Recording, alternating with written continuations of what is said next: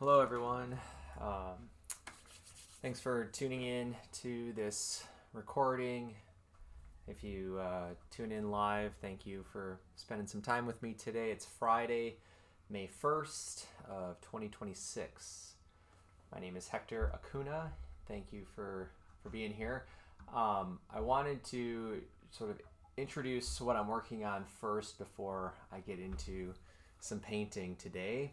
Let me switch screens here for a moment and just share a few announcements and give some context to what I'm working on here. So, before I get into details about the painting on the easel, I just wanted to remind anyone who might be interested that I have a workshop coming up in May here in Ozaukee County. So that area includes like Cedarburg, Port Washington, Mequon, Grafton, that sort of like north shore of Milwaukee area. And I'm really excited to host a independent 2-day workshop on May 23rd and 24th. It's a outdoor painting workshop, so we're going to be working entirely from observation outdoors. Fingers crossed we don't have any crazy storms or weather that weekend. If that does happen, I will have to cancel and refund the students who signed up. As of right now, so May 1st, I have 2 of the 5 seats still available. I wanted to keep this class really small, and I've taught workshops with up to like 14 or 15 different students, and that gets really challenging to coordinate, and it's just with 2 days it's not as much time to really get into each person's process. So I'm really looking forward to this particular workshop because we're only going to have at the max 5 students total, so it'll be really manageable to get to know everyone and provide some really in-depth helpful feedback. So the workshop's going to include some demonstrations, live demonstrations. I'll have a printed handout for everyone to check out while we're working, and then there'll be time for feedback. I still have to decide where we're going to be painting. I'm going to do some research and sort of like look around for locations that will seem appropriate for a group of 6 people. And if you have questions before you decide to sign up, if you're interested, feel free to email me. If there's any way that I can help, paint a clearer picture of what to expect, let me know. I do have a lot of information on the workshop on my website at acunaarts.com. If you go to my website, there's a teaching page that you can get to this information. Otherwise, you can also go right to my shop and find the listing for the class, or on my homepage, I have a link for the class, which is called Seeing Shapes in Space. So yeah, like I said, I'm really excited about this particular class. So yeah, hopefully I'll get a couple more students. Otherwise, it'll be a group of 3, and that'll be even more enjoyable because of the intimate class size. So if you're interested, take a look. This is also timed right before a local plein air festival called Paint Cedarburg. And for people that are in the area that are planning to participate in Paint Cedarburg, I thought this would also be an appropriate time to host a workshop and just sort of ease people into that mindset of plein air painting. So part of the scheduling of this particular class was also considering the event happening the following weekend and that next week. All right. One other announcement I wanted to share is that I have a bunch of recently framed paintings available on my website, or if you live in the area in Grafton or near Milwaukee, just like southeast Wisconsin region, and you want to come stop by my studio, let me know and I'd be happy to meet you there. It's at the Arts Mill in Grafton. If you Google Grafton Arts Mill, you'll be able to find the building and the address. And the only reason I encourage people to reach out to me is because I don't have a consistent schedule that I'm in my studio as of right now. And I don't really plan to keep a consistent schedule. So I've had a few people stop in when I haven't been there, and I feel really terrible for people that make a trip to come and see it, and then I'm not there and it's closed. So just reach out and let me know if you plan to stop by, and I can make sure that I'm going to be there. But these new paintings that I have are mostly studio paintings that I've framed in custom handmade maple float frames that I recently built and finished up for the Open Studios event a couple weekends ago at the Arts Mill. And most of these paintings are near 4 by 6 inches or 6 by 8 inches, kind of in that size. And as I mentioned, they are available on my website as well. So if you don't live in Wisconsin or in the US and you're interested in purchasing my artwork, I encourage you to visit my website where I have my own independent online storefront where you can purchase my work. I also have information there about galleries that represent my work as well, in case there's something that you're interested in that's not available in my shop. You can also reach out to the galleries and see what they have available as well. But yeah, I wanted to announce this just because it's a recent addition to my studio. These new paintings that are now available. I'm really excited and happy with how they turned out in the frames. And I also will be stopping over to package up a painting that was recently sold yesterday from this new set of paintings. Actually, it's this one here on the bottom that's currently on screen. So anyway, thank you to Vicky, my collector of this painting. Before I get into actually painting, the last thing I want to talk about is what I'm painting and a little bit of context about the idea, the theme, where this work is coming from. So if you're familiar with my practice, over the last year I've been experimenting with still life painting here at my home studio. I've got a really nice easel and kind of like a tabaret tabletop setup for still life material. About a year ago, 6 months to a year ago, I started experimenting with this illusion of floating objects above the tabletop surface. As you'll see in a few minutes, the objects are kind of propped up with smaller objects to create this distance between like the lemon and the paper ground plane. And then I kind of fill in those gaps where, whatever's holding it up is blocking the shadow. I just sort of use my imagination or take what I can from the still life to create this illusion. But I really like the themes that I can start to imagine and explore in this type of work. To me, it starts to hint at ideas of gravity, of space, kind of this like liminal moment of the object moving or landing within the space. I like that sense of movement and just that like floating illusion of the form and weightlessness. I think that's a really interesting feeling to try and explore as a painter. So this is a recent painting I just finished. It's 8 inches by 10 inches. It's on the same surface that I'll be working on today. The panel that I'm working on is 6 by 8 inches today, but they're both linen oil primed panels that I constructed. But anyway, so this was finished earlier this week on Tuesday. I started the painting on Monday as a demo for my online course that I'm currently teaching at the University of Minnesota Morris. And we're wrapping up our semester at the moment, but this was a fun kind of end of the semester demo that I started with them in class. And with this same lemon, I was inspired to start this painting that we're going to look at today that I'm going to keep working on. This was the palette that I was using. You can kind of see by the end of the painting some of those hues that I was mixing and experimenting with in the painting. I'll talk a little bit about the pigments and some of the paint that I'm using today as I work. You can see in this image I had both of my studio palettes open.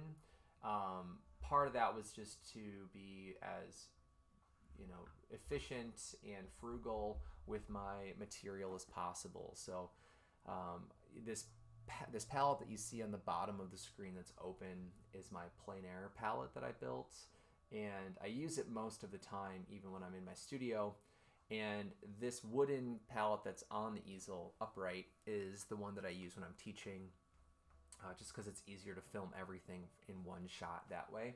I only have the one camera set up. So anyway, the paint that was on the plein air palette was also being used, but today I'm just going to use what's on the vertical palette. So here's the painting I'm working on currently, and this is where it's at right now. Well, it's pretty close to this description here. And we're going to go kind of backwards here now. So I'm sort of showing you a little bit of the process and how the painting was constructed. And I may even like come back and forth through these images here in the next minute or two just to share what this looked like. So this is when I was hitting this stage a couple minutes into the painting process on Wednesday.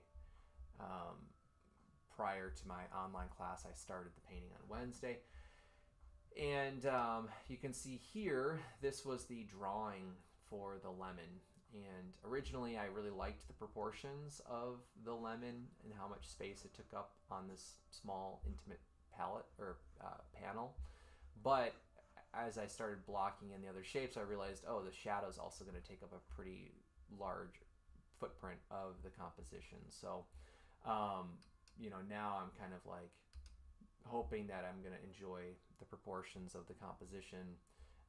Typically that happens to me where I'll hit a point where I'm like, maybe I should have made something a little smaller or a little larger.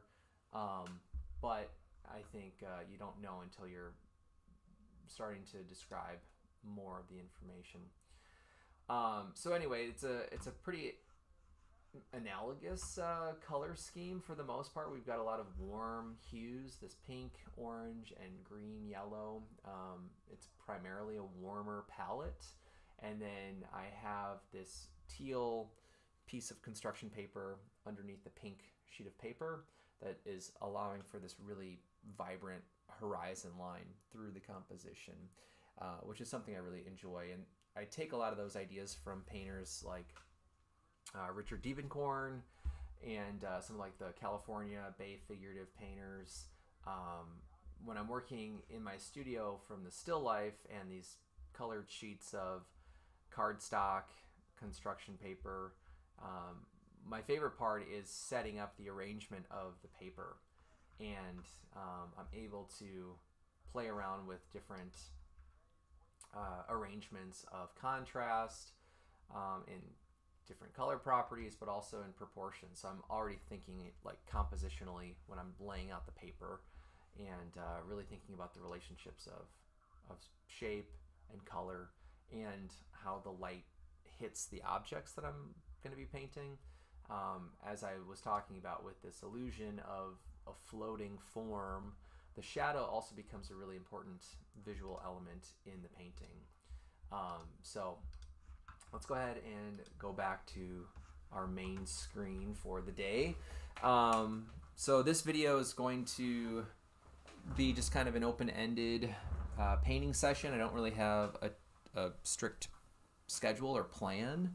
I do have the stream pulled up off screen so I can check to see if anyone is engaging with the chat with questions and those sorts of comments. I'll keep an eye on my screen for that.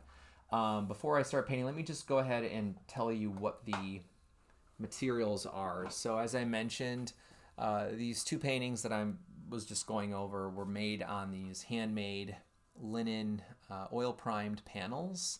So these are on cabinet grade plywood that I purchased typically at 1/2 inch depth, and then I will seal the panel with a medium like GAC 100, which is a acrylic medium from Golden. And then once that's cured, I will use a archival acid-free bookbinding glue. I think the brand that I use is Linico. And then once the linen or canvas is adhered all the way, then I'll trim the edges, and I typically end up with these sort of rough, organic little imperfections on the edge, which personally I actually really like. I think it adds a lot of character to the paintings. It makes them seem a lot less manufactured, and just feel a little bit more organic as an object. And then when I paint on them, I feel like things can be a little imperfect, and it kind of fits the character of the painting then. So then these are sized with that same GAC 100 or rabbit skin glue. I have been using that a little bit recently too. And then I'll put 2 coats of acrylic gesso down, do a really light sanding once that's dry, and then I'll put a final top coat of oil ground that's titanium. And I typically use Williamsburg titanium oil ground. I do have the Gamblin one, but theirs is pretty aromatic in terms of like solvent and some of that stuff. So I really like the Williamsburg one. Every time I've used it, I've really enjoyed it. So that's what I'm painting on at the moment here. And one thing I will mention is that if you're going to do this, you typically want to seal the back of your panel. I have yet to actually seal these because I will probably glue down a cradle and then make some sort of a float frame for these. Most of my paintings I make float frames for. So in the off chance that somebody's interested in a painting and they want to get their own frame, lately I've been waiting to do the cradle because that could cause problems for framing for collectors.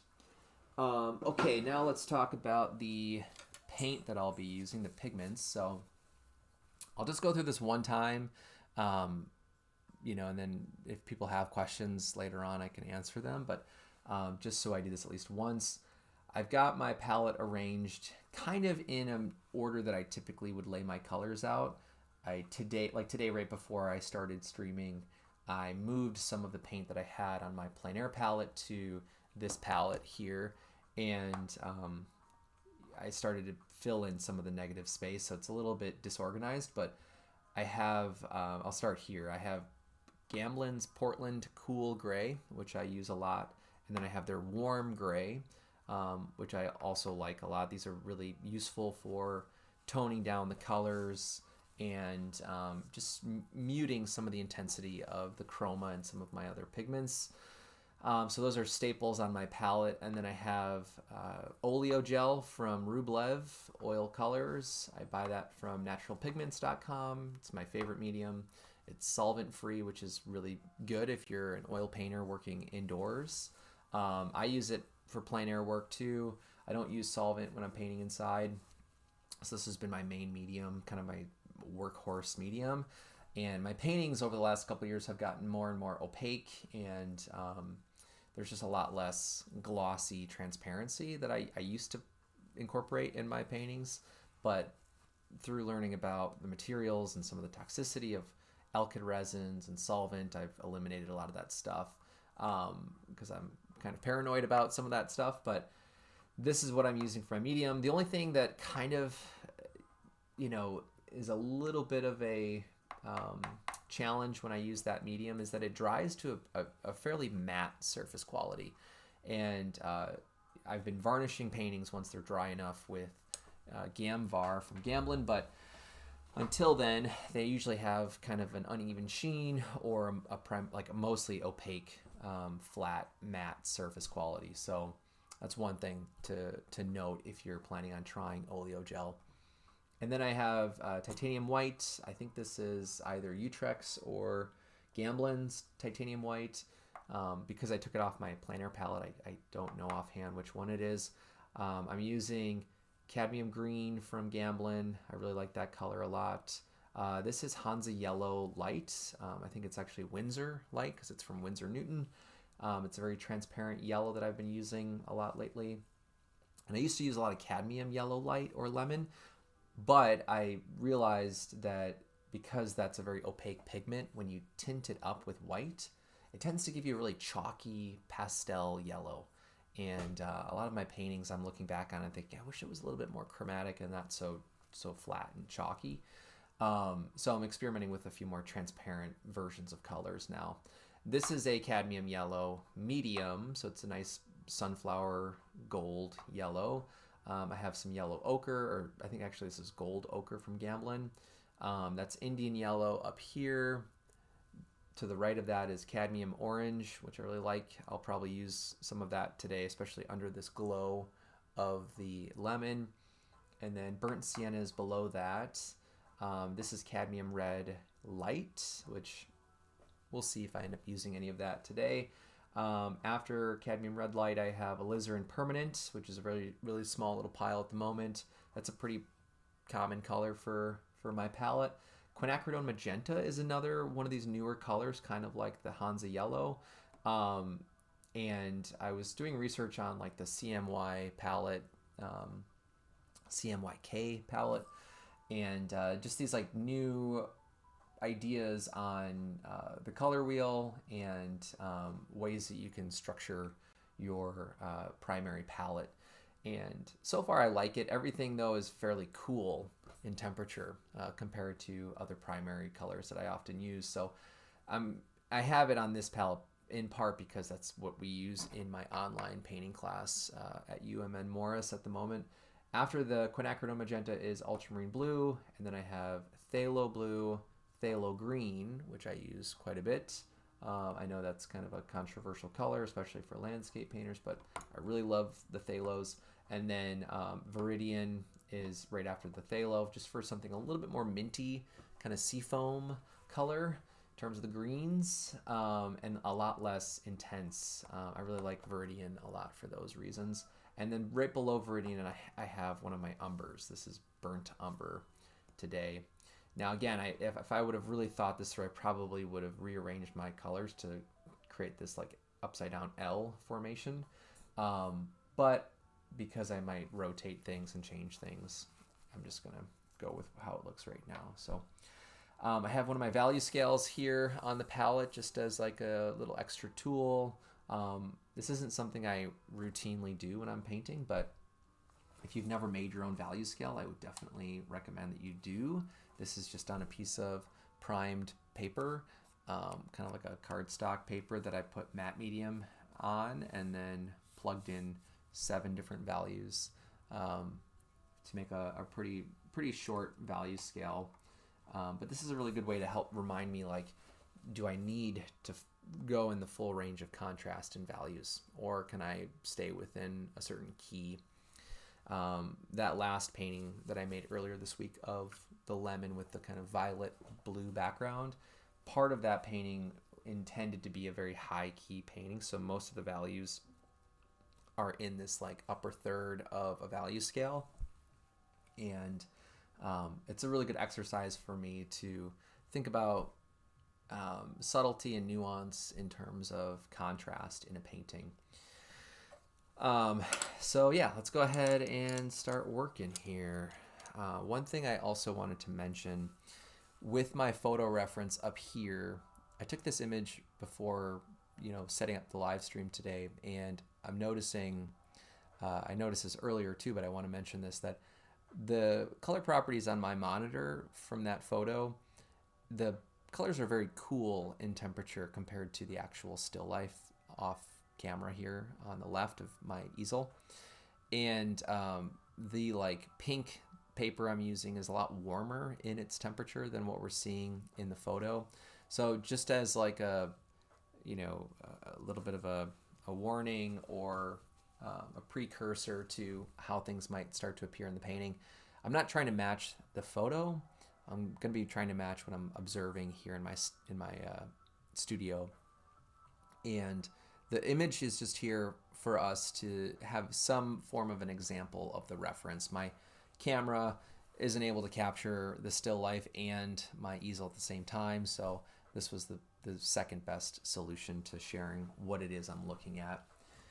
And I might use my maul stick at some point today too, but I'm treating this this recording kind of as like a little mini workshop. So I'm going to talk as I'm painting about what I'm observing, how I'm thinking about solving certain problems, and treat this kind of like a little free educational video. The paint that's on the surface here is still wet. If I take a dry brush, I can start to take some of this paint off. So I'm working pretty much wet into wet, which for better or for worse, we'll see how that goes. But that last painting that I showed, the lemon painting, by the time I was starting to get back into the painting and finish it up on, what was that, Tuesday, I think, the surface was pretty dry. So by that point, it was kind of like an indirect painting, unintentionally. You know, I think this time of year in the spring, it's some days it's gonna, certain colors will dry a little bit faster in my studio, and then if it's cool down here in my basement studio, things will take longer to dry. And this palette has a lot of yellow in it, so that's also contributing to its slower drying time. But the first thing I'm doing right now is going through and softening some of these edges. Some artists will take a palette knife or like a razor blade and they'll scrape down any lumps or bumps in the surface. And for different reasons, I think number one, it's a texture thing. Like maybe you don't want your painting to have a lot of texture that's not going to be seen in terms of its color, but the physical surface quality could get in the way of what you want to achieve. I'm doing this as a way to decrease some of the contrast and just soften some of the transitions of colors here. When I'm blocking in a painting, like I did prior to this live stream, I think the main thing I'm thinking about is trying to get these simple building blocks, basic shapes of the subject down and trying to locate some of the general color information of those shapes. So I'm thinking about hue and then chroma and value, but in the most simple grouped way. And often what I think happens to a lot of new painters is that maybe if we have a lot of drawing experience, especially, I feel like we can, we know how to describe something in terms of its drawing or its like value, tonal properties. But if we go right into the details of something, we're not thinking structurally about the image and about proportion and some of those like underlying components to the subject. So when I'm blocking in, I'm really just thinking about big shapes, starting to think a little bit about like value, contrast, and that kind of stuff. So I'm going to take a little bit of my medium here, and some of the pigment that I just picked up on the brush is going to mix in with that. You can see that on screen already. The first thing I want to do right now is try to establish a closer sense of color in the top half of the lemon. Because right now, when I'm looking at my painting and then my reference still life here, the lemon's a lot more vibrant in terms of its chroma. So we're going to come in here with cadmium yellow medium and yellow ochre.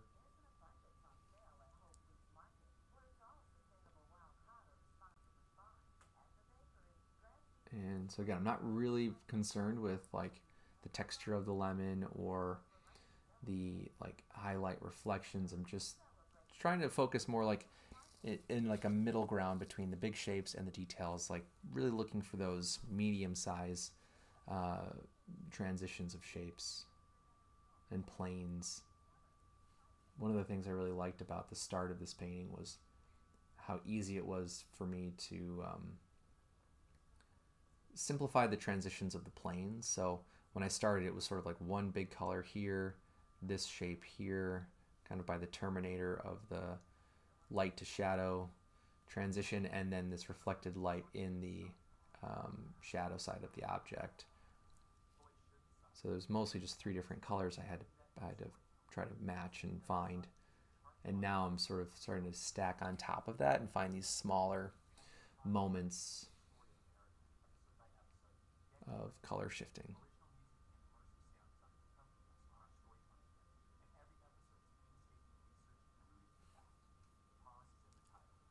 it starts to get a little bit darker. And I don't want to use too much white, so I'm just sort of thinking in terms of value of my palette. Like I can bring in more yellow ochre or Indian yellow to lower the value slightly. But there's also a little bit of a green.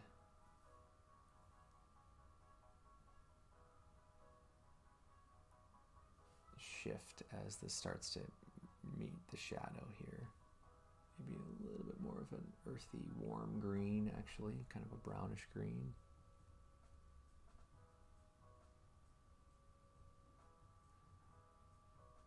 And I'm trying to keep my mark making a little bit looser and organic. That was one thing I learned in that last painting that I showed. Okay,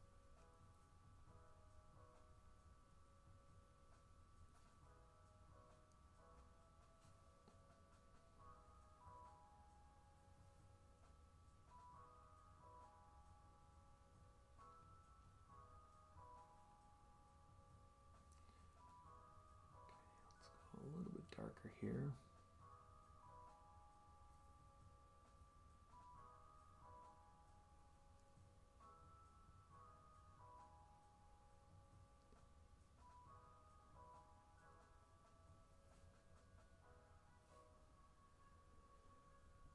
Going to warm up this color a little bit more as the lemon is hitting that edge of the shadow. I'm noticing this slightly warmer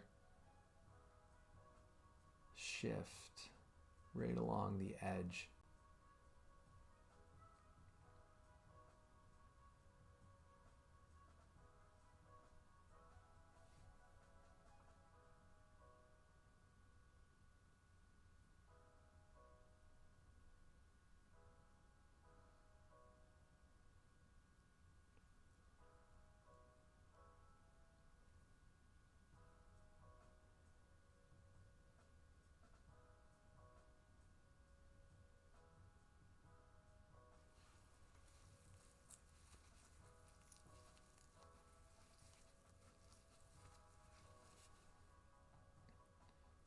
And then one of the things I did in the last painting too that helped was to push the limit of my value range. So I'm going to try and bring in a value that's getting closer to the highlight on the form. That way I can use that to gauge my other values in the painting. And if I kind of squint my eyes, I can see the highlight as 2 or 3 larger shapes. I think at this point in the process, that's a better way to focus more on values than on detail.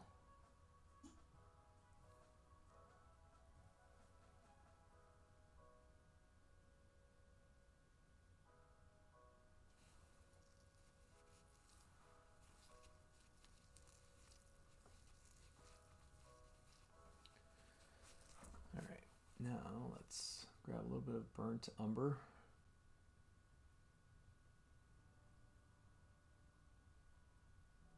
And a little bit of ultramarine blue. At the base of the stem on the lemon, there's a dark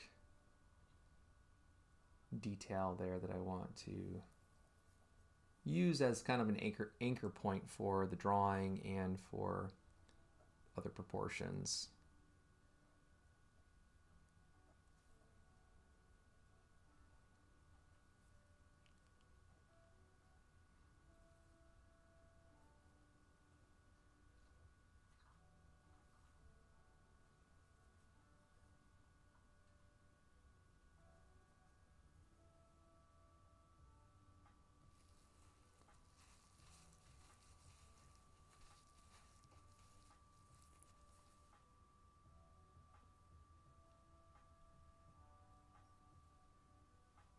Using burnt umber and viridian on the periphery of this earlier pile here, because I want to keep the harmony in the mixtures, and if I kind of keep everything in one area of my palette for the lemon, that's going to automatically create a lot more unity and harmony between all of these mixtures, because there's going to be residue of earlier mixtures that are in the lemon already in the current color that I'm mixing on the palette. So that's a habit that I will often use, especially this early on in a painting.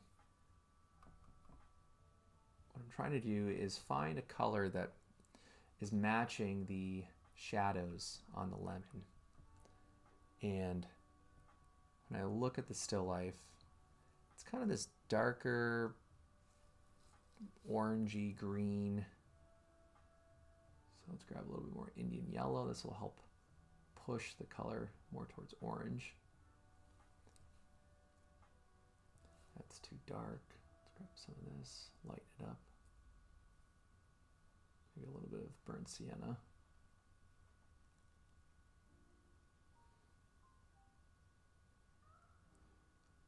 That looks pretty good.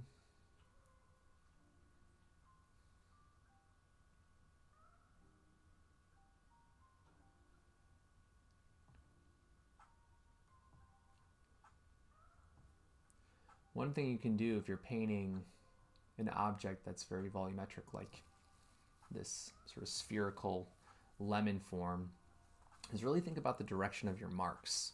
So, does it help convey the volume if I make a shape like this, or one that would go down like this, right? Now, typically these ones that follow the contour or the surface are going to help convey that illusion of the volume a little bit more effectively.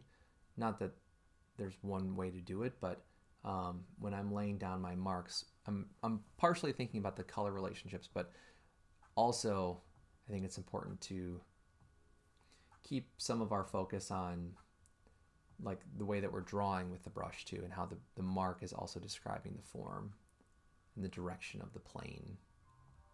So some of the time I'm thinking about the division between two planes, and I'm using the angle that I can see in the actual still life, and then other times I'm imagining what the surface is like in terms of its volume and contour. And I'm basically mimicking the feeling of like if my brush was actually touching the orange or this lemon, how would that brush move across the surface of the object? And the longer you look at something, especially something very organic like a lemon or an orange, you're going to start to notice these little dimples and these smaller plane shifts on the surface where the object is either convexing towards you or concaving away from you. And the more we practice looking at objects that way in space, I think the easier it becomes to identify what relationships you really should be focused on studying in the object. And so right now I'm focusing on these planes that are pushing the object back in space, which are then allowing other areas to come forward. And if we can practice that perspective of like just planes of the object, that'll help us tap into seeing things as abstract shapes a lot faster, as opposed to thinking, well, this is a lemon and the lemon has to look a certain way, or it has to show this sort of feature that maybe from your current vantage point you can't actually see. That's where we run into problems. And when we're painting, I think we start painting more from our memory of the thing, and we start to drift from how it actually appears in front of us. Now, the other thing I'll mention about that is, depending on your brush and the tool that you're using, it might be harder, I think, for some of us to like translate something into flat planes or more geometric shapes if we're using a round brush or a filbert brush. And over the last 5 to 7 years, I've noticed more and more I'm using these flat brushes, and one of the benefits to using a flat brush like this is that it's giving me a really nice straight edge that I can use to describe something more as a flat shape, which then for me helps put my focus more in the planes of the form and the object.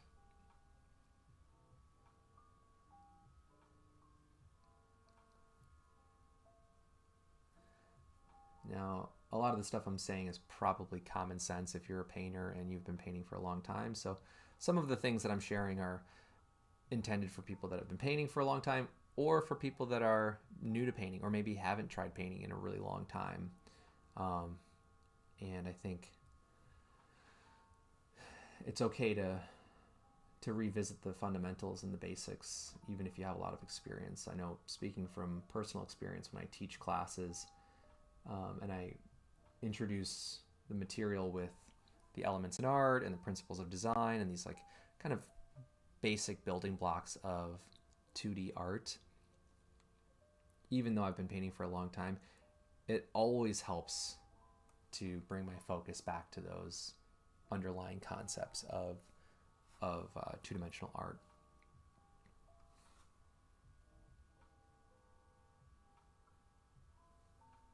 So now I'm kind of thinking in terms of flat shapes and planes to describe the transition of the form, you know, as it sort of bows towards me in space and then starts to recede away from me in space. I can really just sort of focus on like where those planes are divided on the surface. And it becomes a lot about putting in the right puzzle piece that has the right shape and angle, but then in terms of the color properties inside of that shape, whatever those properties are is also going to assist in that illusion. So you're sort of multitasking with a few different things that you're focusing on when you're working like this. But the other thing that really has helped a lot is just practicing this idea, like if you find a color that makes sense in one part of your painting, before you move on to a different area, try to use that same color in other moments of the painting. It's going to help save a lot of time as you're building up the layers, but also it's going to create a lot of unity in your painting. And I think that's really important, not to lose sight of like harmony and unity.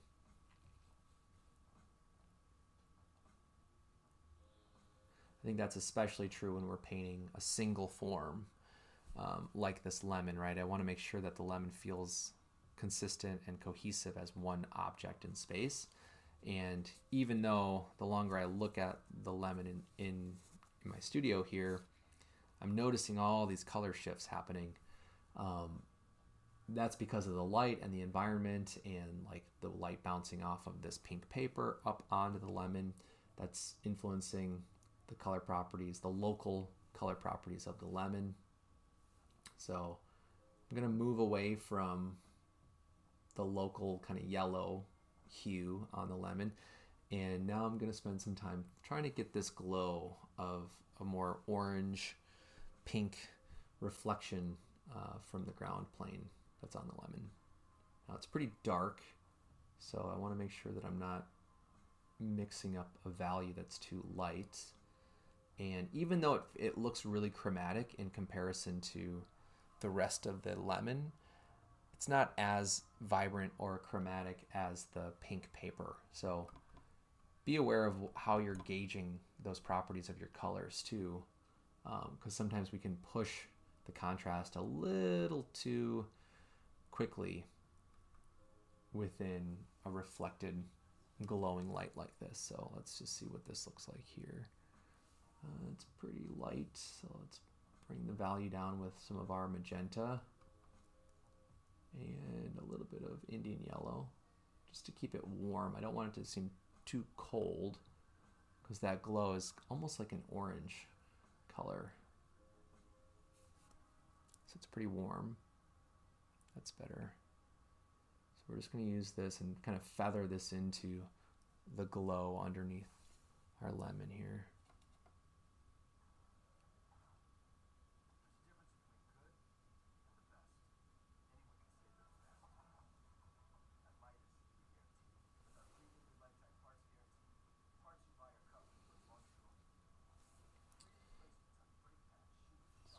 Mall stick.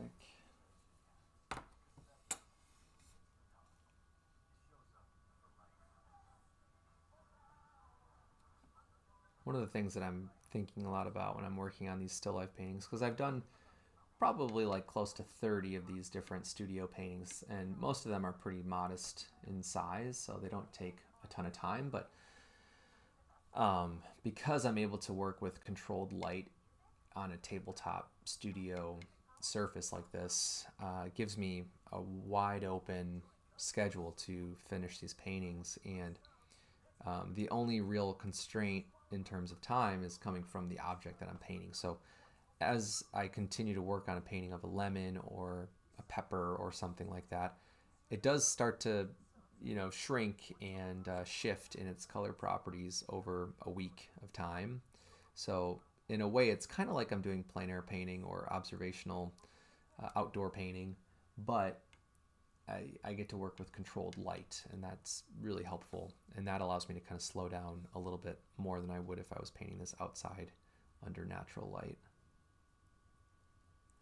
But because of that, I think my interest is on showing really subtle shifts in color and great gradients of values and shapes and planes. So in this particular session today, I'm not sure how far I'm going to get. I doubt that I'll get to a spot where I think I'm finished, but I knew I was going to work on this today, and I thought it would be fun to share the process on YouTube. It's been a while since I've done a live stream. And as we start to close out the online semester that I've been teaching, I'll have a bit more time now to maybe do some more live streams in the coming months. We'll see. I don't want to make any promises because I'm also working on a body of work for a 2-person exhibition that's coming up in the fall at Kim's Storage Gallery in Milwaukee. So if you're in the area or if you want to come see this show, it's a 2-person show with the Chicago plein air painter Andy Paxos.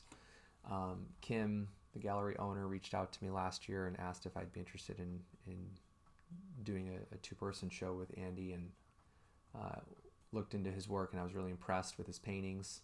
So I'm really excited to be in a show with him in the fall, and I want to make sure that I'm making the best possible work that I can make. So a lot of my priority in focus is going to be put on finishing work for that show over the summer. So we'll see how much time I'll have to do studio painting, but there will be stormy days and rainy days, so there's still a chance that I'll be sharing some of my studio work that way.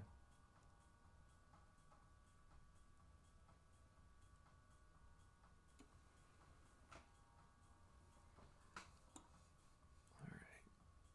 So one thing I'm noticing is that this color just doesn't seem as vibrant, and this happened on the last painting too with the lemon. And part of the problem is that I don't want to go too chromatic too quickly, and I'm also trying to get things like value relationships figured out. So it's a very slow process, and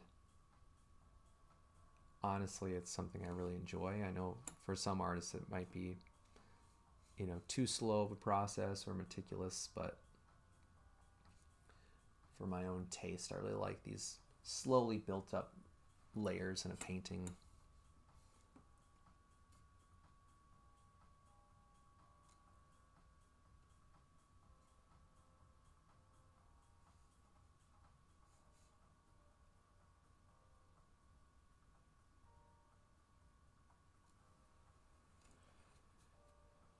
All right, let's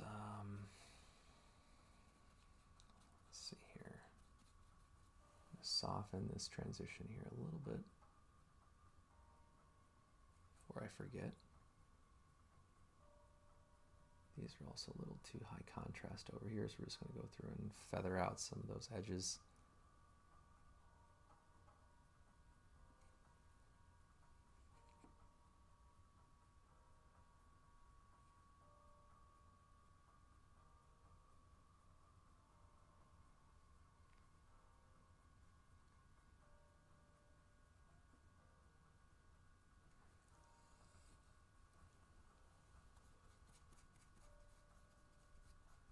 So I'm trying to make sure that it doesn't read too much like a pear. I feel like with all the green, it's starting to kind of read more like a pear. And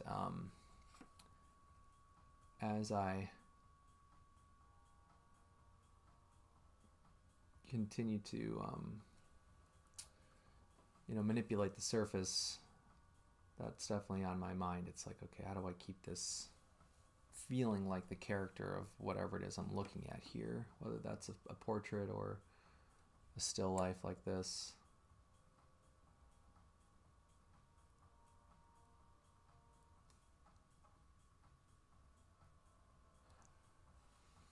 Part of the problem, I think, is just how yellow-green the object is at the moment still. When I look at the lemon, it's a lot more of this like warmer, like mustardy yellow.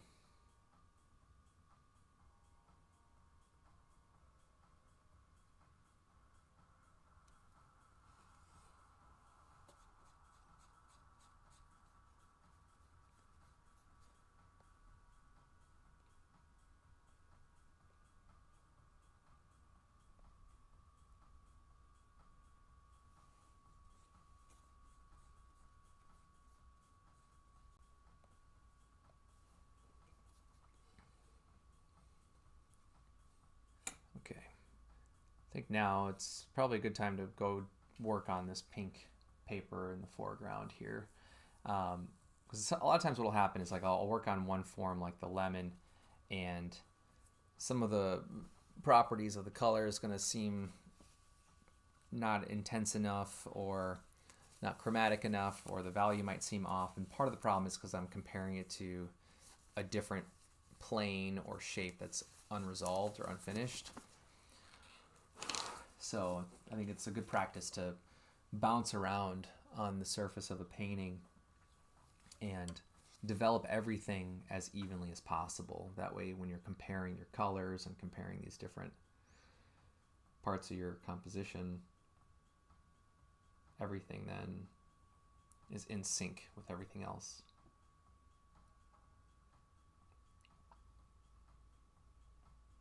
I've painted this particular pink paper probably like 10 times now in these still life paintings, and it's a really fun hue to work with because of just how vibrant the paper is. And when the light is glowing in certain areas of the paper, it's a really exciting challenge to try and convey like how the light is slowly getting more intense or slowly getting less intense away from the spotlight area. But I also don't want to lose that chroma. Let's see what this looks like. That's pretty similar to what I already have. So we're going to get some cadmium orange.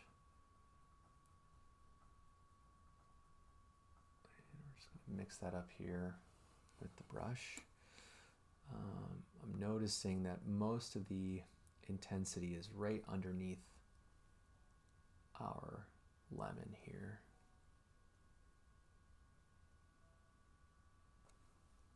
Maybe I'll just use a bit more the cad orange.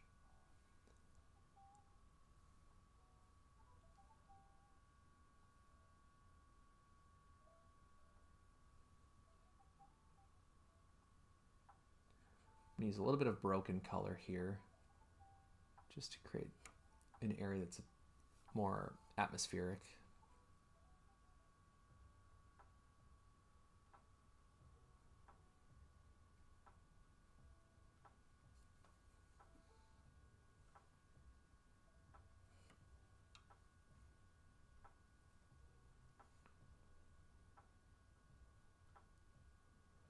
This also gives me a chance to correct some of the edges of my lemon.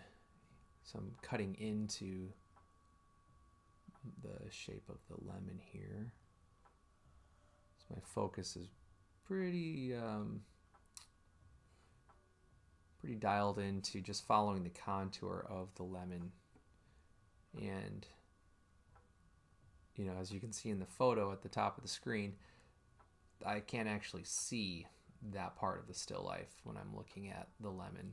That's all blocked by my little chapstick container there that's propping up the lemon to give us this shadow.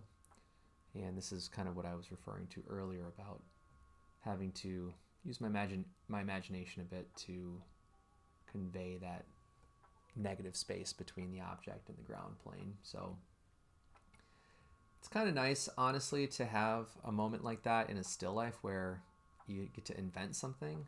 Otherwise, most of this is really just like so close and observing what's actually there. I think it's, for me anyway, it's been really healthy to have moments where I'm like, yeah, I get to invent a little bit, or I at least get to use my imagination.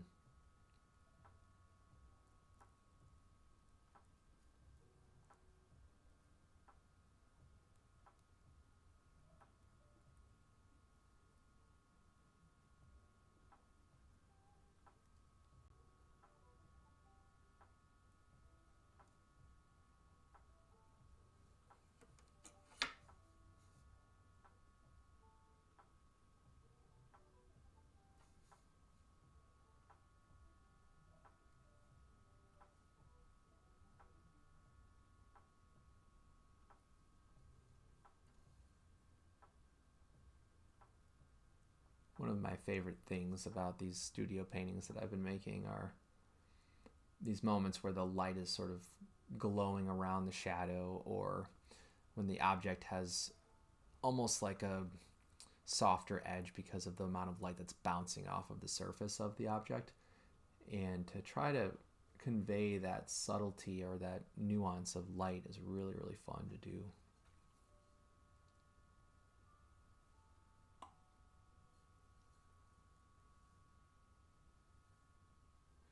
You know, and right now it's a very orange, peachy color that I'm using, and I might end up painting over a lot of this with more of a cooler pink in terms of temperature, but still having this warm layer within the painting is going to help create this feeling of a glow of light. So I think it's still important to bring this into the painting.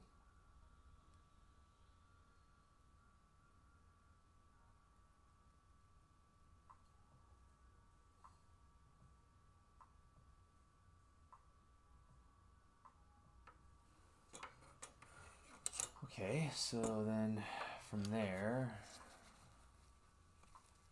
let's work a little bit on this background color here, because this is one of the challenges of this particular painting. And I've been debating, does it make sense to use this sort of like golden marigold paper behind a yellow object? And part of me likes the challenge, and I like the harmony of the analogous color relationship there. But in the painting, I want to make sure that the lemon is coming forward. So I think what happened when I blocked in that shape in the background is that I think I might have made this too chromatic. So I'm just going to scrape off a bit of this color here. And I don't want to wipe it all the way clean and try to get back to like the primed surface, but the less ochre-y Indian yellow pigment that's there, I think the better, because I want to come up with something a bit more gray and muted to go over that part of my painting.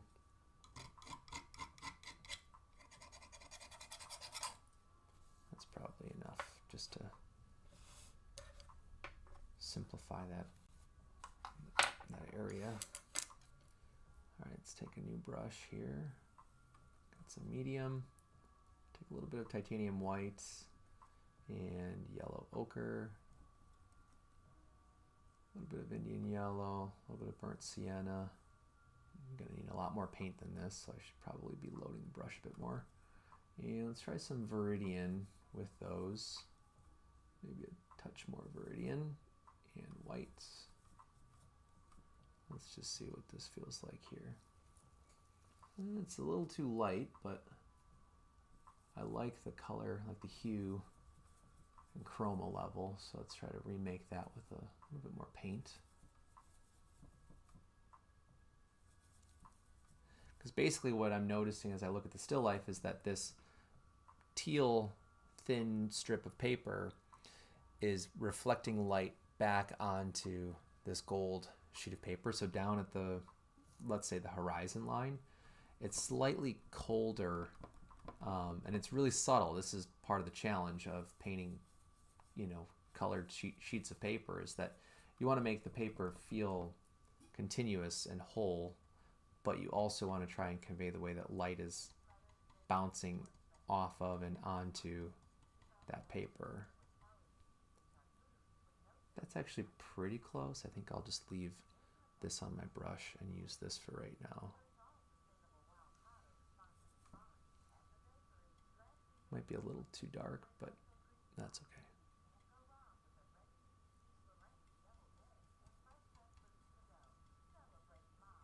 So I'm just softly feathering out this color.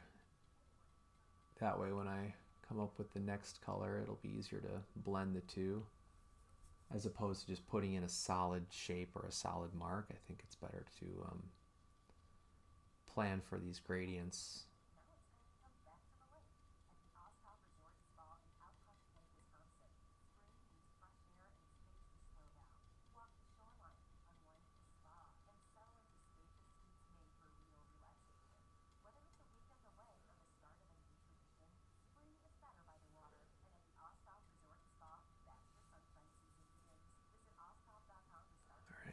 So now, let's grab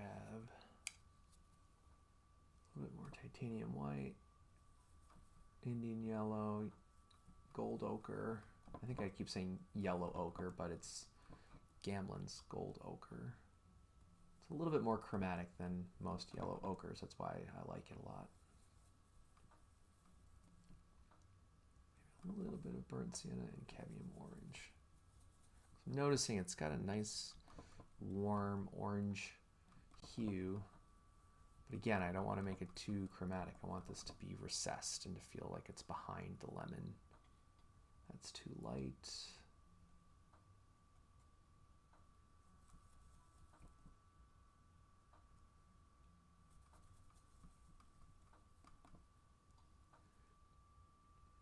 That's better. Maybe a little bit more burnt sienna.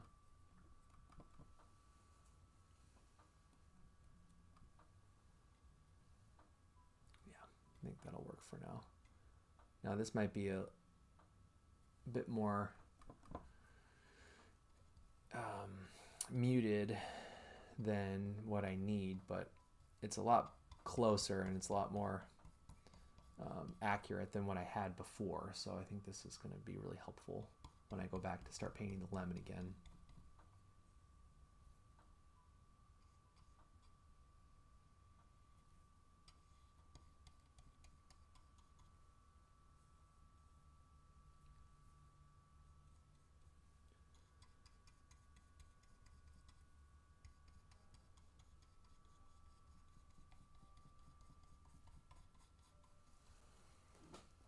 It's one of the things that's really challenging for me, and one of the things I really like about painting this way with this type of a reference is that everything I'm looking at is described by almost one light source. I know that there's light coming into my still life from my easel and maybe the window on the wall.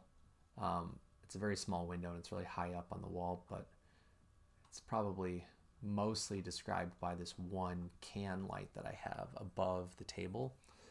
And what I really enjoy is the challenge of trying to make it seem like all of these different objects and surfaces are described by the same quality of light.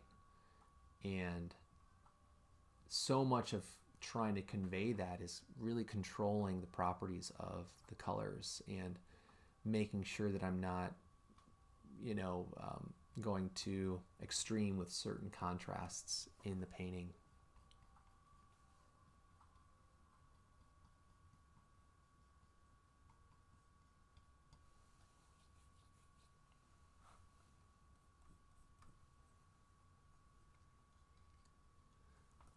There's this little bit of linen weave that's kind of raised up as a bump right here, right along the edge of the lemon, which, if I'm being honest, I really hate when that happens.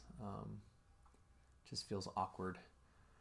But you know what? I think I'm just gonna have to go with it. It does seem like it curves a bit more. There might be just a little bit of negative space between the lemon and that little bump on the panel.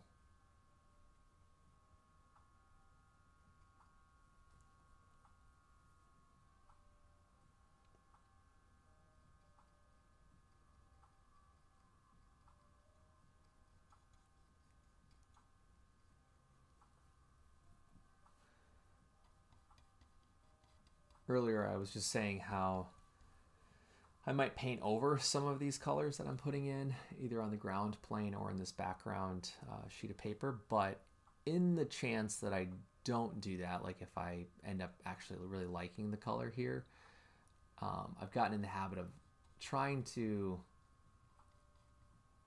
sort of like finalize the surface quality of that shape and that color in the painting. Because once it's dry, then you're kind of stuck with however it looks, right? So I'd rather paint it as if it's finished, in the off chance that I'm like, you know what, actually I think I like this kind of ochre-y, muted color I just put in here.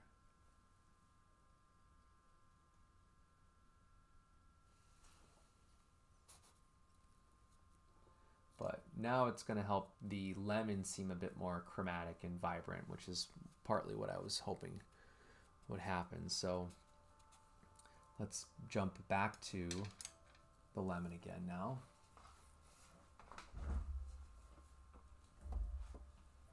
And let's go into our yellow.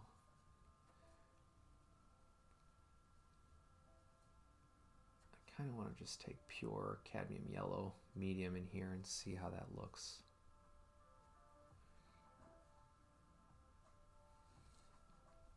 Oops. So one thing about my maul stick that I kind of don't like at the moment, I just have this little like zip tie J-hook thing. I forget where I got this from, but I liked the hook on the end. The only problem is it only fits around like panels and this wooden backboard that I'm using. If I have it just like resting on my easel, sometimes it'll end up sliding, and then like my brush will go into the painting and I have to fix things. But at some point I should probably adjust my maul stick.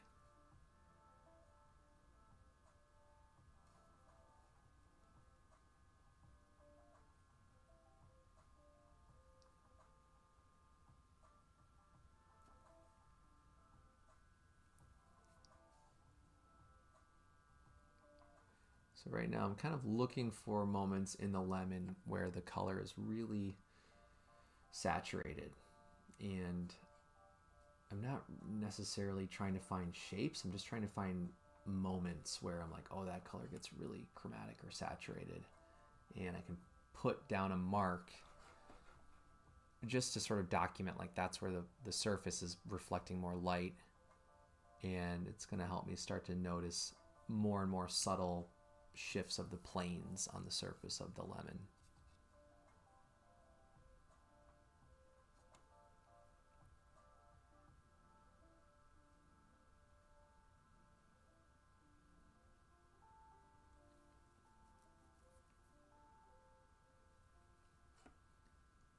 Can go in here.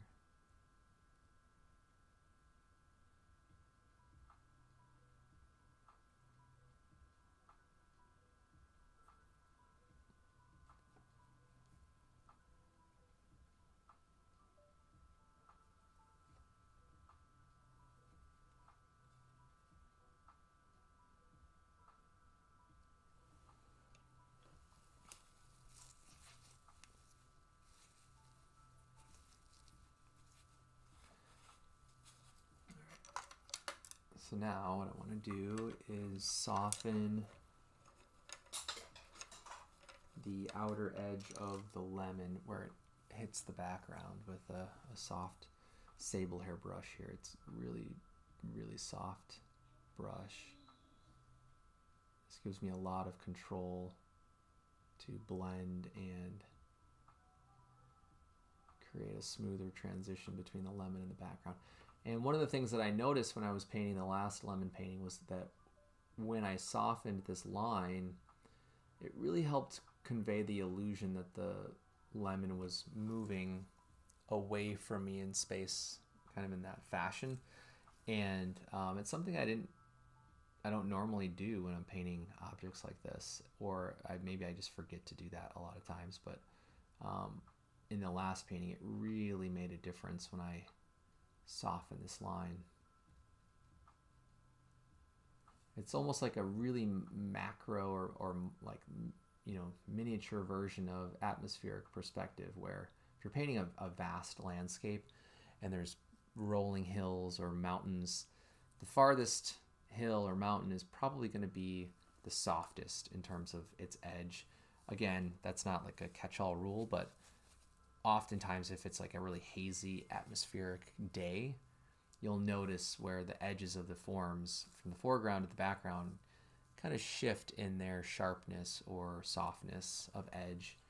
And that principle is something I'm using here with the lemon, where if I soften the farthest edge that I can see, it'll make these planes and these edges here in the foreground of the object, right, the nearest point of the object, seem even closer.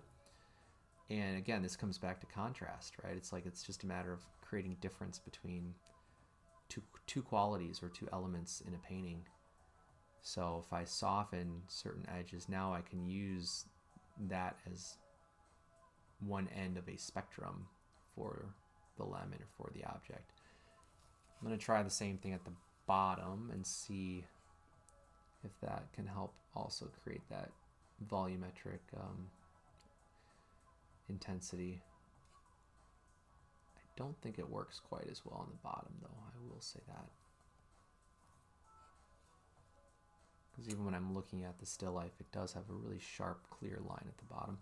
I don't know if that's just because it's in shadow, or if part of that is the contrast of values between the shadow side of the lemon and the pink paper.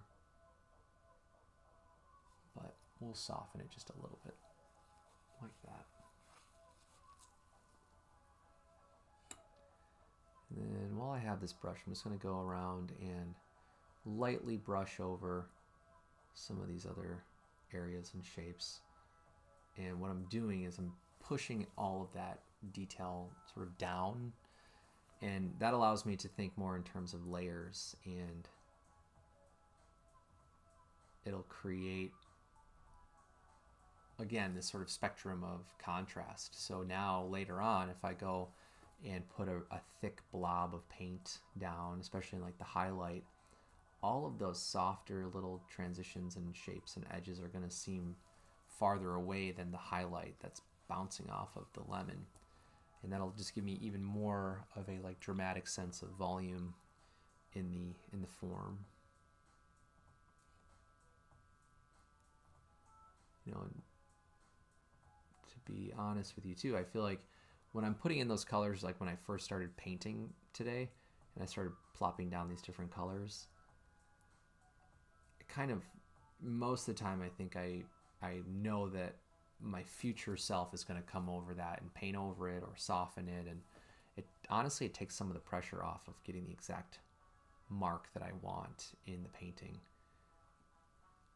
And if I accidentally soften something and realize, wow, actually I made it worse, or I liked it better before, if I did it before, I can do it again. I think that's something else that with time and painting, you can kind of start to let go of that preciousness of thinking I have to get it right the first time, and I have to make sure that I nail that mark in the right spot, in the right shape, and the right value, and all the right properties. You know, if painting is a medium that allows us to layer, or even just to think in terms of layers, why not use that to our advantage, you know?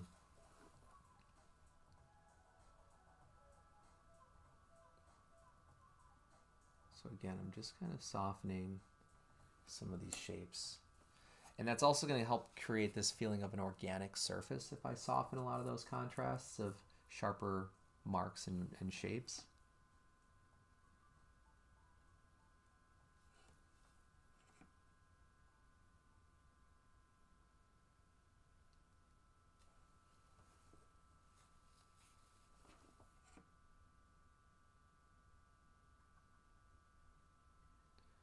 What's interesting when I'm painting outdoors in plein air, I don't really use sable brushes hardly at all.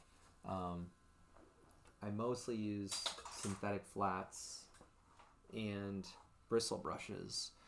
And I think part of that is because I'm usually working on a larger scale. But I'm also just like trying to abbreviate so much more information because the light changes. And, this again is one of those benefits of working with a controlled light source. I don't have to like rush and worry about like abbreviating everything that I see. And just talking openly here too, I think there's benefits to trying different approaches within one practice. So I don't consider myself a still life painter only, nor do I consider myself a landscape painter only. It's kind of, it's all related in this idea of observing the subject, and the way that I prefer to describe something a lot of times is stylistically there's overlaps between those subjects, but by continuing to experiment and explore different types of subject matter, I think it keeps my process from being too formulaic, which I'm really happy with.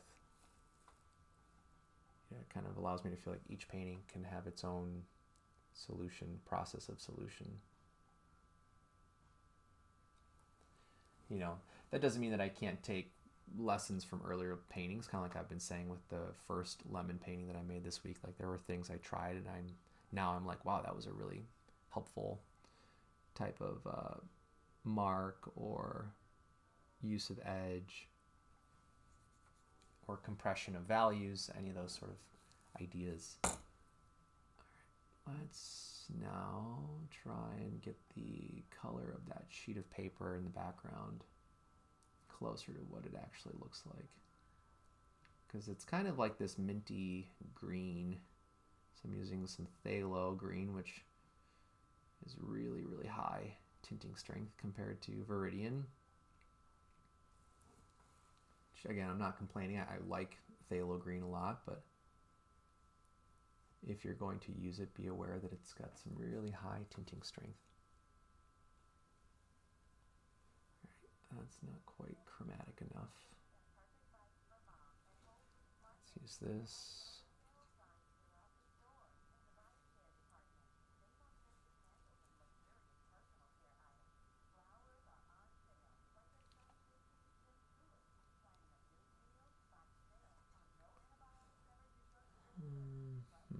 Let's see.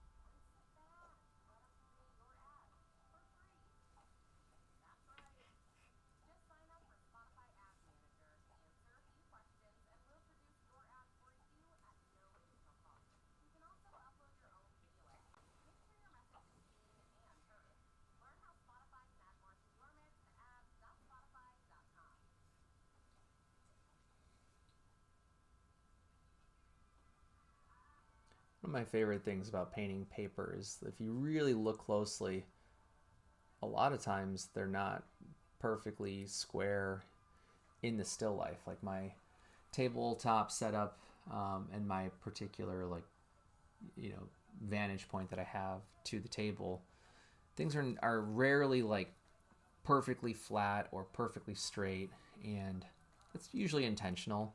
Sometimes if the painting seems awkward to have too sharp of a diagonal, I'll flatten out the line, kind of like in this one. But um, the way that I stack the paper and I reveal like these little underlying strips of colors in these paintings, it's really fun to find and exploit these moments where a line starts to shift and get really narrow or a little bit wider, or maybe it starts to have a slight angle or bend. Because I think it just adds this moment of kind of like uniqueness and specificity, that it doesn't feel like I just made up all the colors out of my head. Like it's still being observed in nature to some extent. And you know, the accident of putting paper not perfectly square or perfectly parallel to other sheets of paper, it just adds some more interest, I think, to the painting.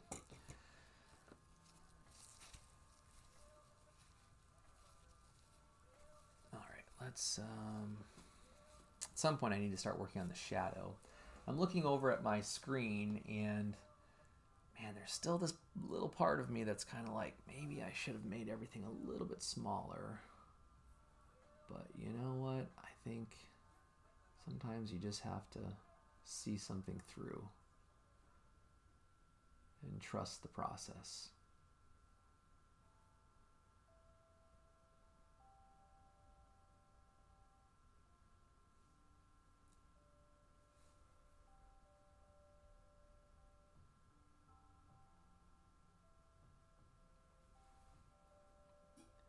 I feel like we're starting to make this more of a lemon. We're moving away from pear into lemon territory, finally.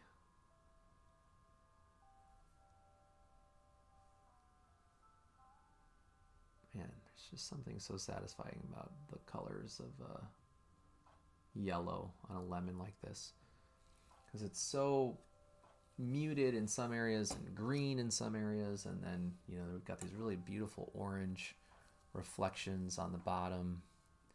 But even with the top half where it's primarily yellow, there's so many subtle little shifts of color properties that it's just really satisfying to test my ability to perceive those nuances.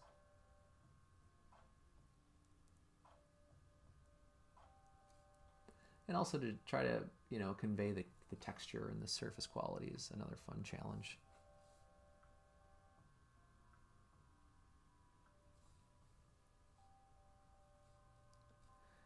And in the last painting too, I started to get into like conveying the dimples and like little wrinkles on the rind of the lemon. And that was when it started to really feel like an object. I feel like when I got to those little tiny organic details, it was like, wow, okay, it's starting to really feel like what I'm seeing. But it takes a while, you know, it kind of takes me a while to make sense of the bigger transitions and gradients.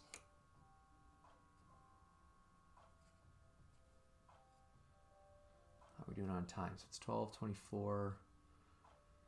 I'm gonna go until 1 and then see how I'm feeling and see where the painting is at. I'm gonna try not to make this like a 5-hour stream today. I feel like I used to do that and it was a little too much.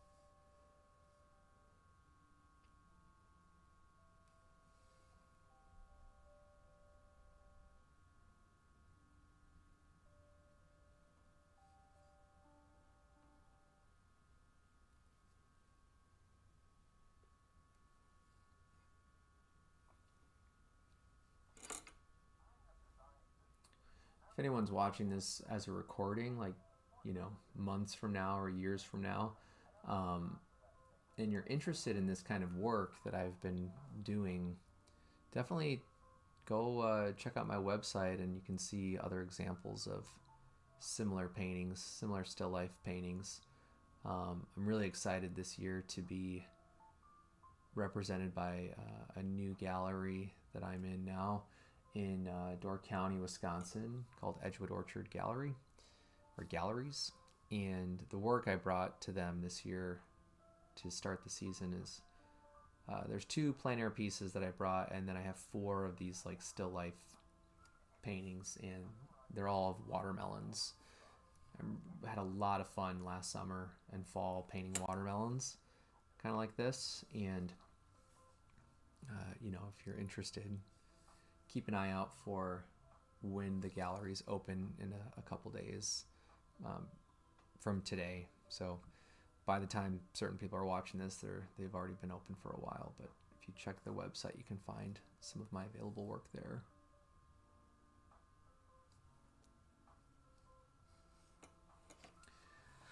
Okay, let's see. Starting to get that nice glow on the top part of the lemon. And I'm going to move back to the lower half, the shadow side of the lemon again. And I want to get closer to what I'm actually noticing in terms of those colors. So there's this really vibrant orange that I'm seeing kind of in this area down here.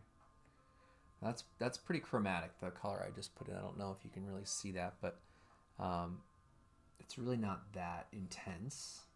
So I'm going to take some yellow ochre and a little bit of ultramarine blue to make it more of a brown. On the palette, you can see how I'm just sort of thinking more like adjacent to that red that I just mixed up. It's a little bit more of a muted brown version of this, but they're still really similar. This is one of the things that helps if you're mixing colors and mixing in this sort of like pool way. You can really compare properties of your colors a lot easier if they're side by side like this. So if you haven't tried mixing on your palette this way, I would really encourage doing that. There's a lot of benefits.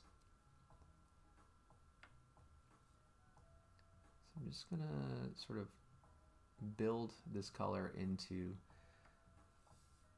the underside of this lemon by the stem. It seems like for the most part it's pretty warm over here. What we're doing when we start to convey these like reflected influences of color and light on the underside of a form, we're also connecting those two, right? So like the more pinkish orange I make this color, the faster the eye starts to connect that color to the ground plane, and the more connected the object is going to feel in the environment of the painting.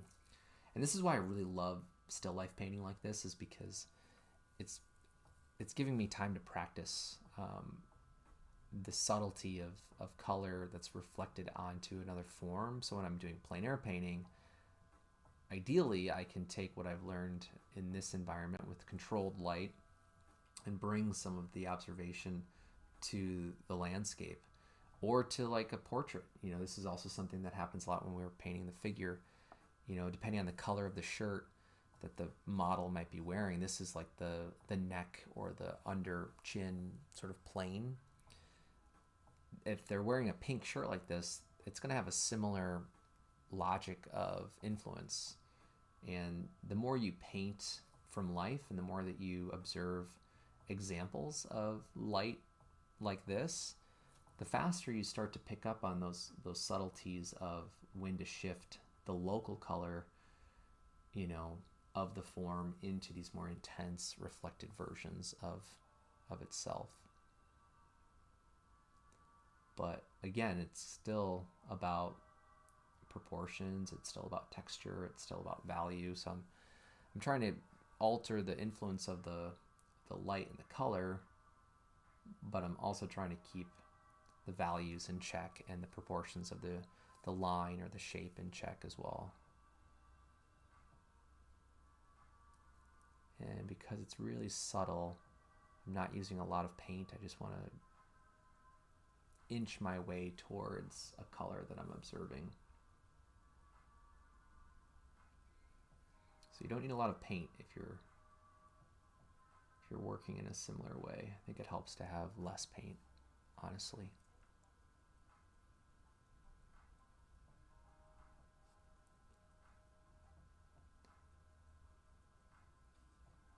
There's sort of this like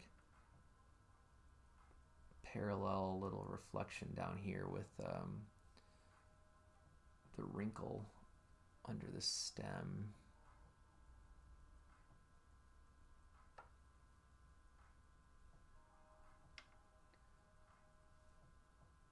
This is where painting becomes really fun. I'm just looking at little angles and subtle jumps of color. And it's this game of like how much information is necessary, right? Like, do I need to get every little tiny detail, or can I just find the moments where it's like, okay, that's going to create the context for what's happening on the underside of the lemon, right? And a lot of times you only need one moment to set up what's happening, and as a painter, that's also where we have all of the power. We get to choose what to leave out, right, or what to simplify. And I think that's one of the most creative aspects to painting from observation, is that you don't have to mimic every detail. You get to decide what's worth sharing with the viewer, and what you want them to sort of plug in using their own imagination.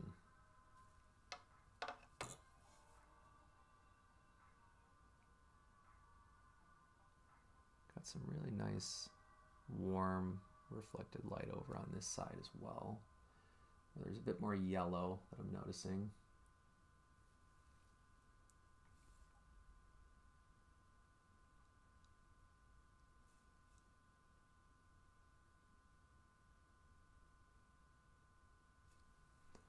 Now again, I'm kind of knowing as I put down these marks that I'll likely soften them or manipulate them later on, so I'm not too concerned about like getting the exact shape or mark.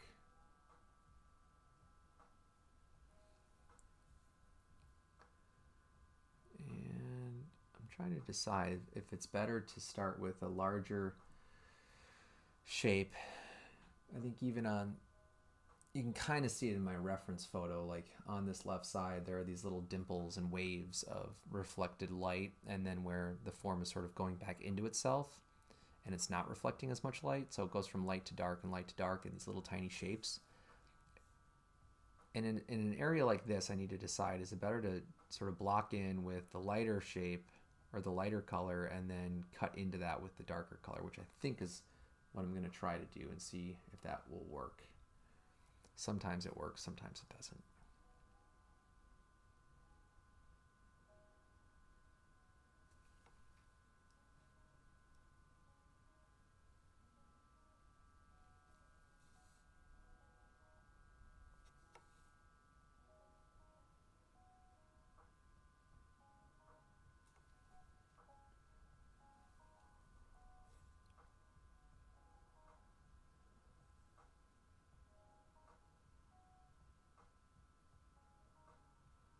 Typically for me in my process, it's a lot of back and forth. So it's like find the big shape, then put a middle-sized shape, then come back with smaller shapes. And there's rarely like a system where it's like, okay, I'm going to go from my darks to my lights. I know some people will work that way, but I rarely have that consistent of a process.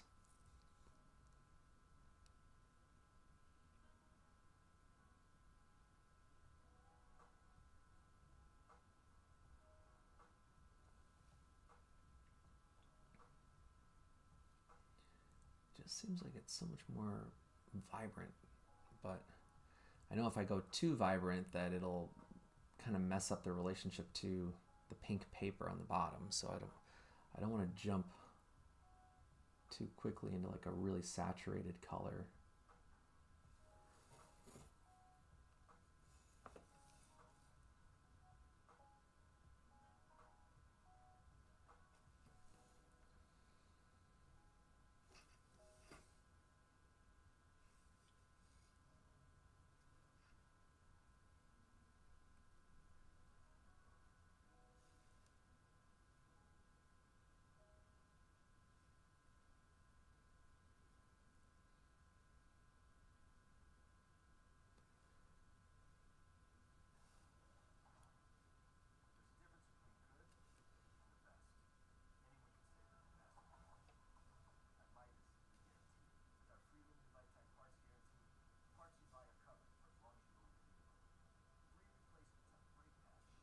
longer I look, the more I notice how close some of these colors are to that pink paper though.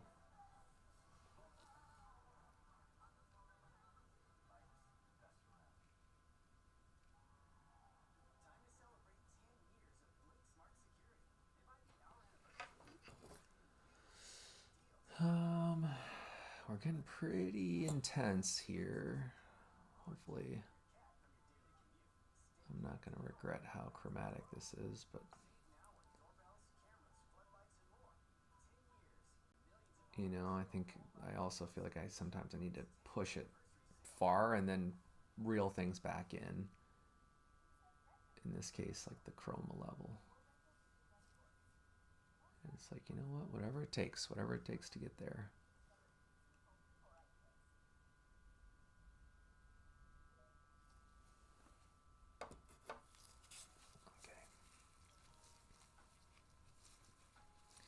I'm pretty happy with that. Let's put a little bit of this red, although I know it's really intense. Let's grab some Viridian just to neutralize that a little bit.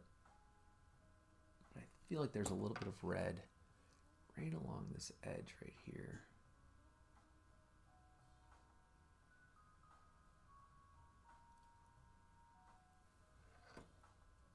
And there's also just a slight warmth to some of these edges of here too.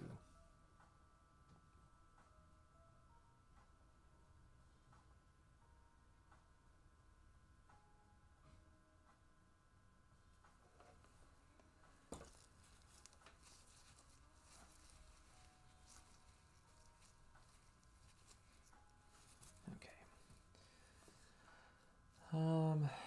Again, before I forget, let's soften some of those shapes.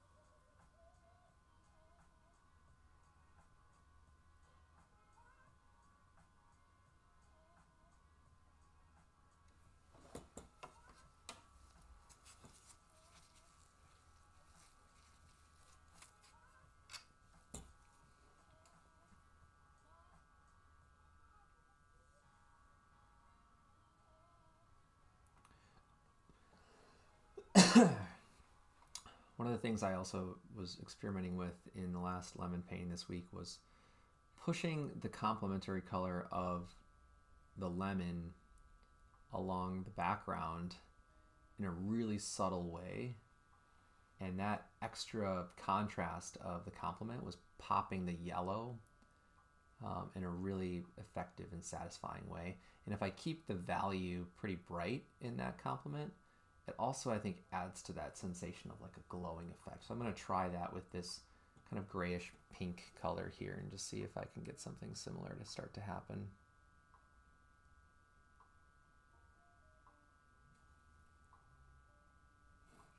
It's a little bit of an experiment, so this might totally bomb. We'll see.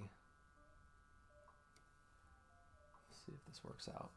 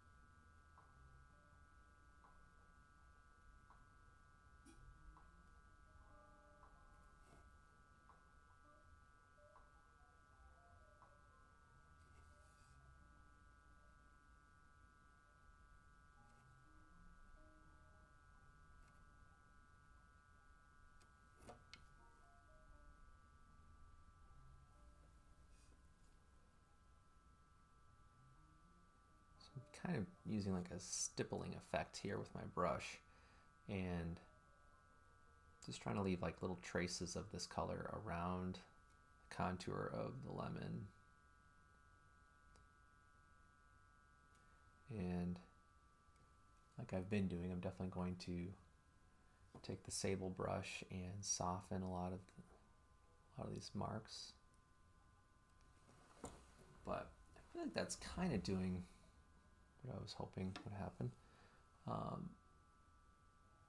And then after I soften this, there's one other thing I want to try that worked well in the last painting. So let's grab the sable brush again and just brush off any extra pigment that might be on there.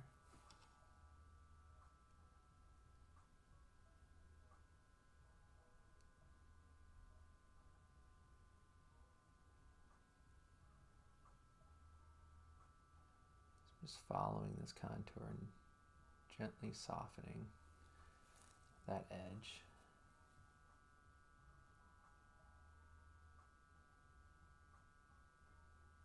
You know, I want this effect to be subtle. I don't want this to seem like kind of tacky, I guess, for lack of a better word. I don't want this light to feel, you know, like this weird glowing sensational kind of look. I just want the contrast to stay with the lemon, you know, and I think this is a really effective way of bringing attention to this top edge of the form, but I'm not necessarily trying to like represent anything or say anything with like the light or the glowing effect. So I want to make sure it's just kind of subtle.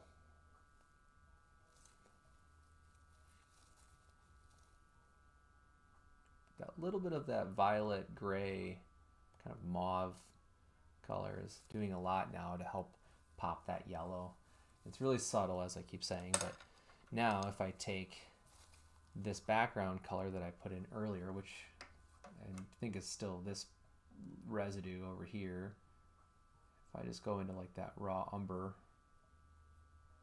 and I can look back at the still life and take inspiration from the still life, which is telling me it's kind of a nice orange, darker orange. I'm gonna grab some white, some ochre, a little bit of burnt sienna,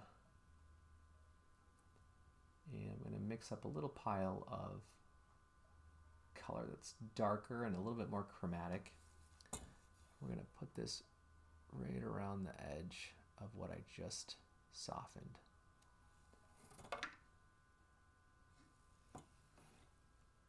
And that'll make this contrast seem a little bit more intense for that glow.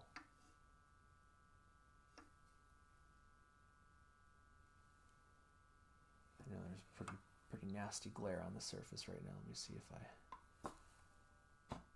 push it back a little bit. Maybe you can see things better.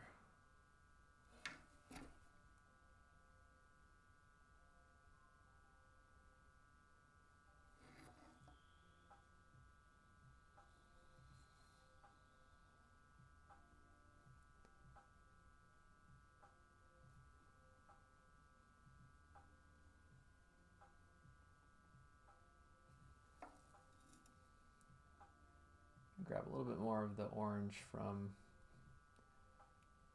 the other pile there, because it's really subtle, this color I'm putting in right now. I think it needs to be a little bit more noticeable.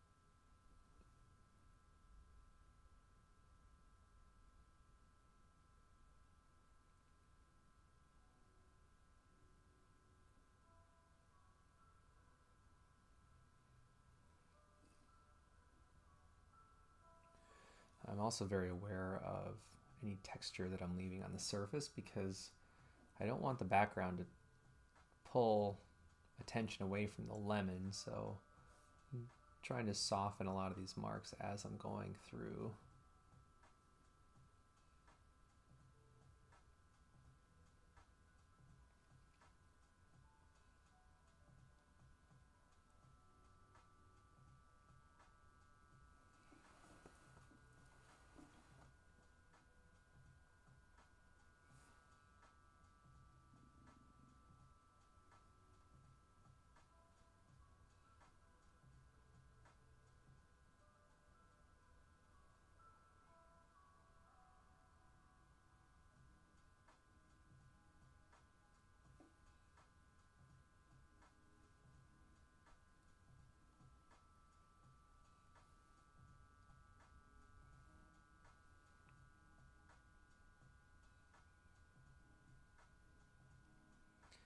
Slight pink glow on the paper too, from the ground plane paper, so I'm just going to shift that ochre color a little bit more pink in some areas.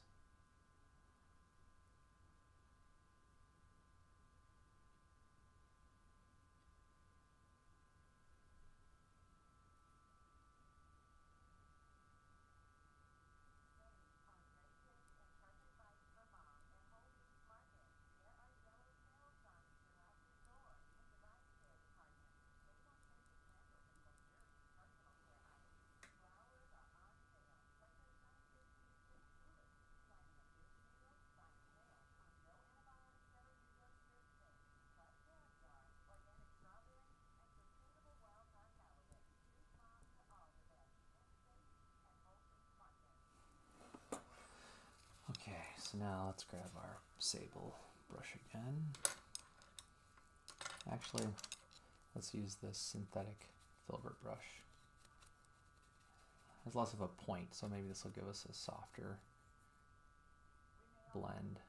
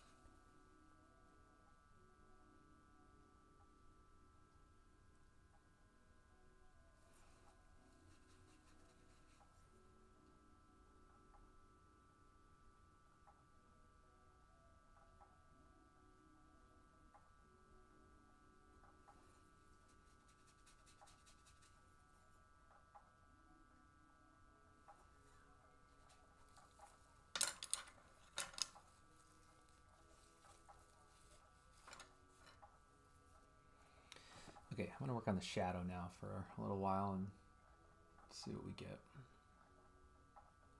So fortunately the shadow is larger than that little chapstick container, that Carmex container, and I can still see some of the color that's reflecting onto the shadow. And it took me a couple paintings like this where I realized that the container or whatever is propping up the form is altering the shadow. So that's blocking out some of the light that would be bouncing off of like this back sheet of paper onto the pink paper. And I have to study the color that's around the little chapstick container to take insight into like what I'm supposed to be doing in the shadow. And it's taken some practice to trust that it's like probably what the entire shadow would look like if that container wasn't there. And generally it's pretty bright, and you're getting a lot of the color that's seen in this top vertical plane. So the light is reflecting off of that plane onto the pink paper, and so it's making the shadow a little bit more of a like goldish color. Now I don't want it to be like bright, vibrant orange, but it should be pretty colorful or like intense compared to this sort of like purpley gray that I laid in with.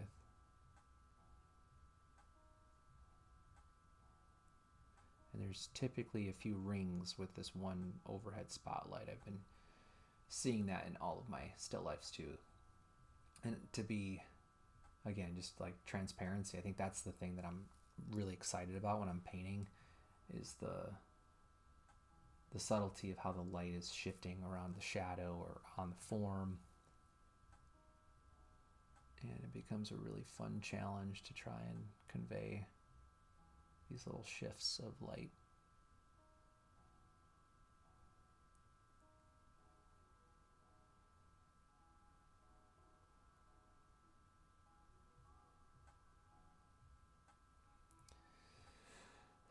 Making it a little darker and lean more towards violet now as we're hitting the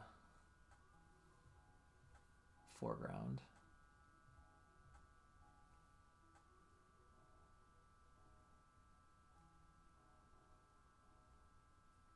Seems pretty dark.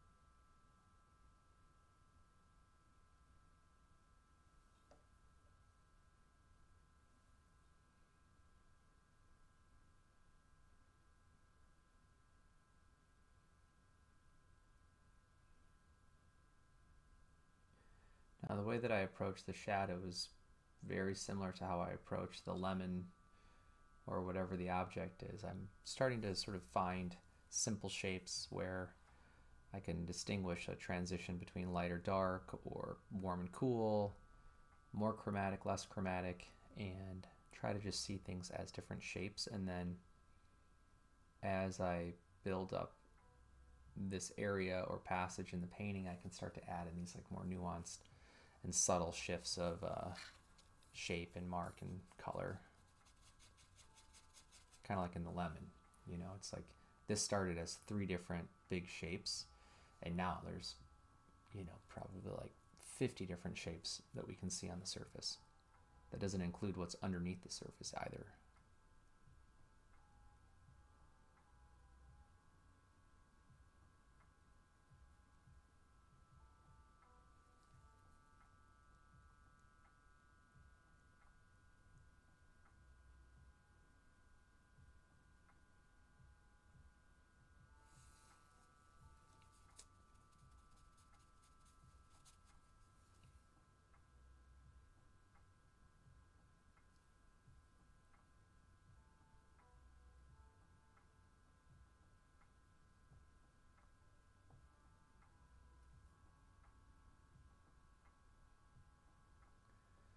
So you can see I'm just feathering out this edge. I don't want this to look too sharp or continuous. When you really look at a shadow, you know, if I put my hand over the painting, right, and I bring my finger closer, the shadow gets sharper, right?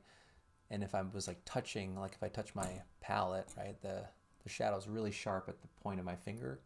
And as I pull my finger away, it gets softer and softer, right? And we can apply that same principle to like a car parked on the street or the shadow from a tree.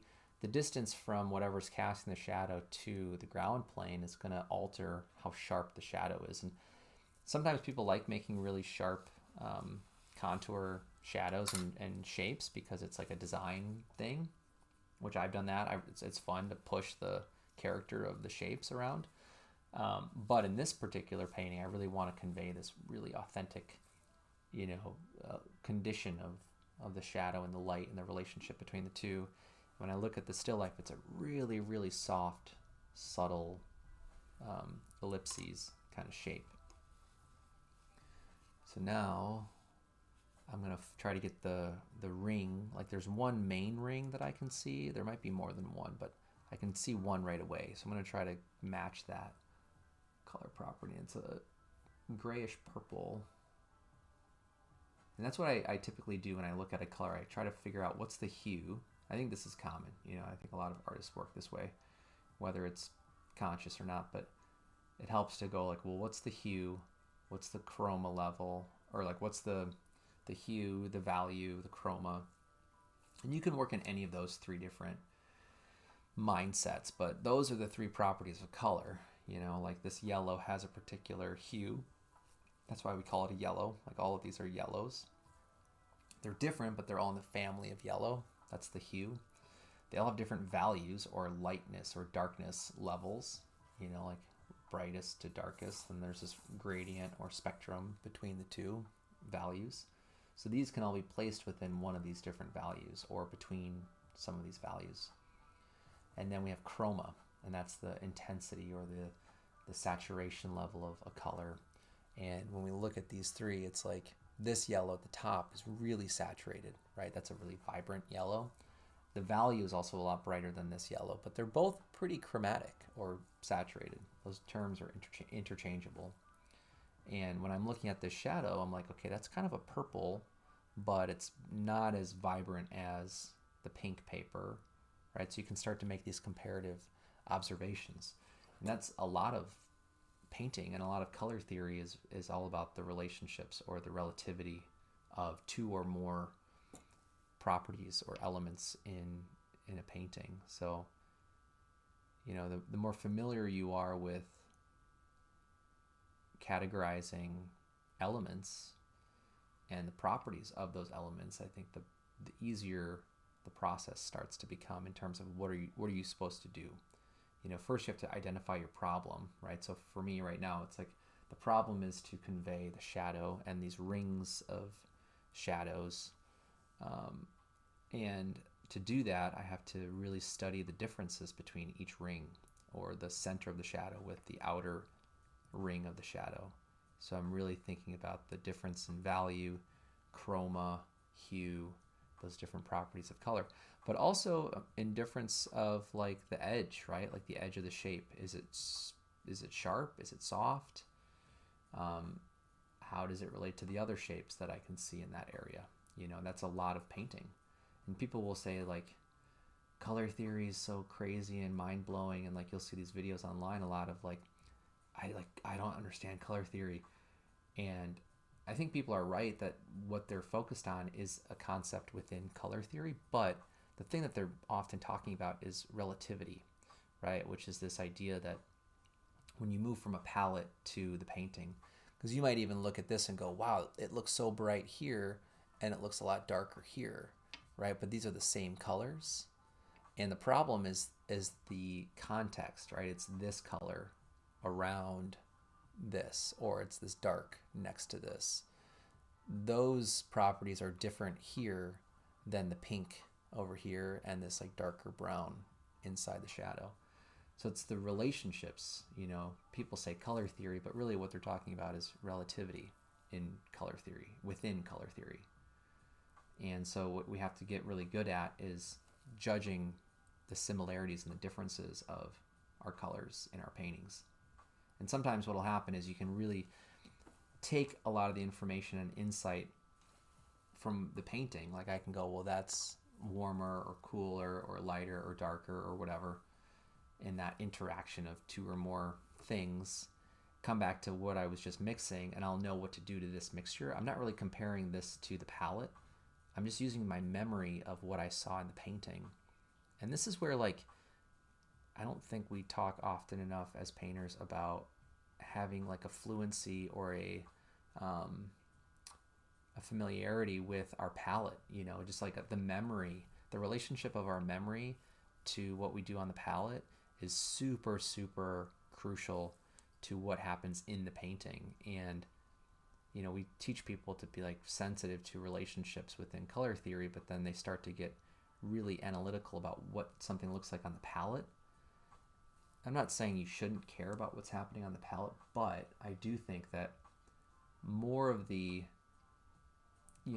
what's really happening in terms of what's really important to focus on is in the painting, right? This is the thing that you're trying to make and change and alter and build. So that's where you have to keep most of your attention.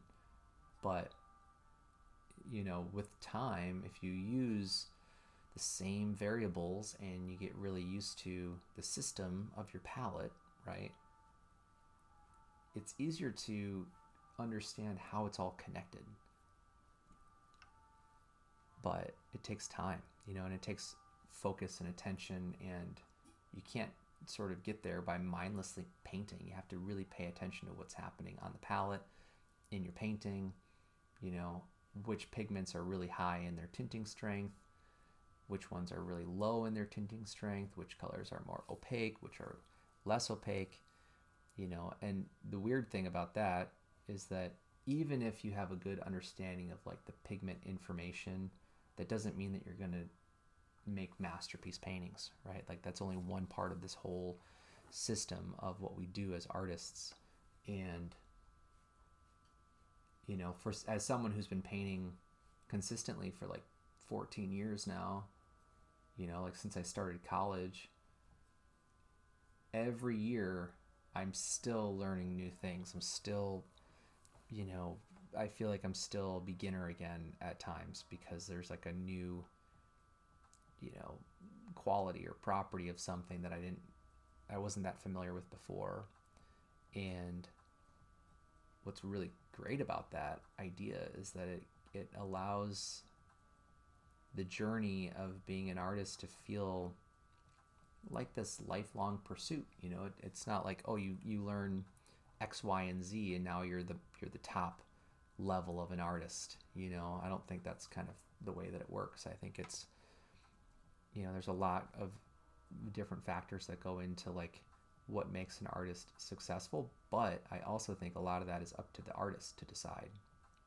You know, and I feel like once we're not in school, and this is all fresh on my mind because I was fortunate to teach again this semester online with a college course, and you know, I'm seeing in like sort of like decompressing from a semester of teaching and like working with students for a whole semester and seeing their growth and their experimentation, and you know, where they're making these improvements and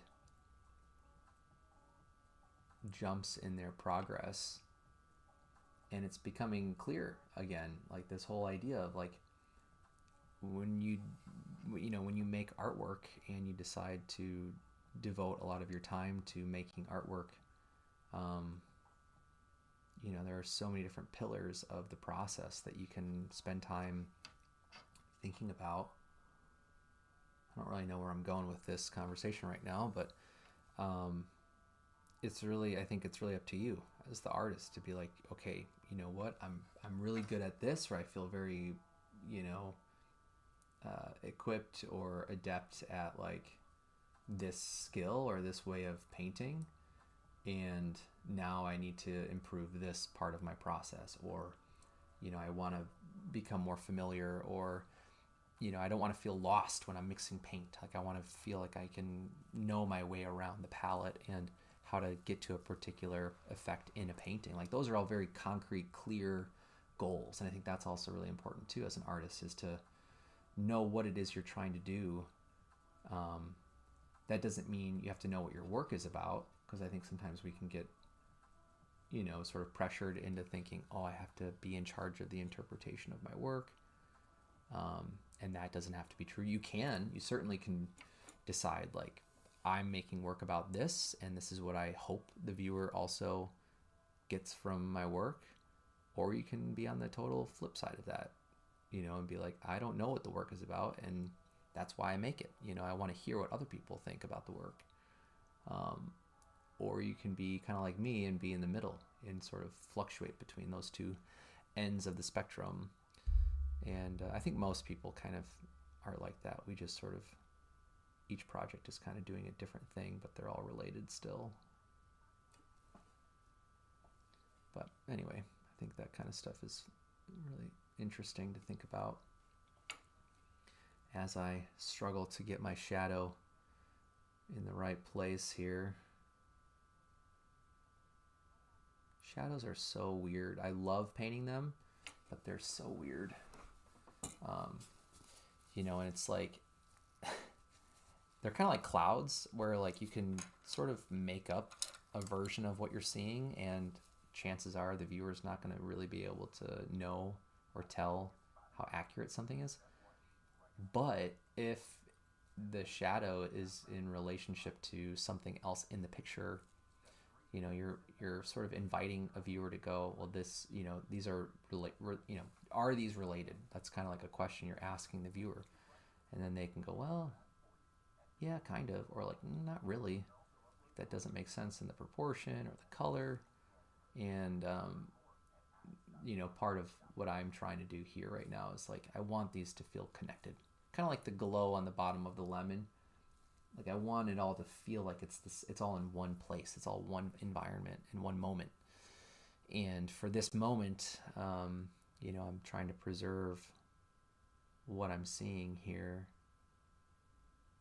And I think that's also where I'm just really interested in this idea of, like, weightlessness and gravity. There's something about the illusion of a form floating in space that's really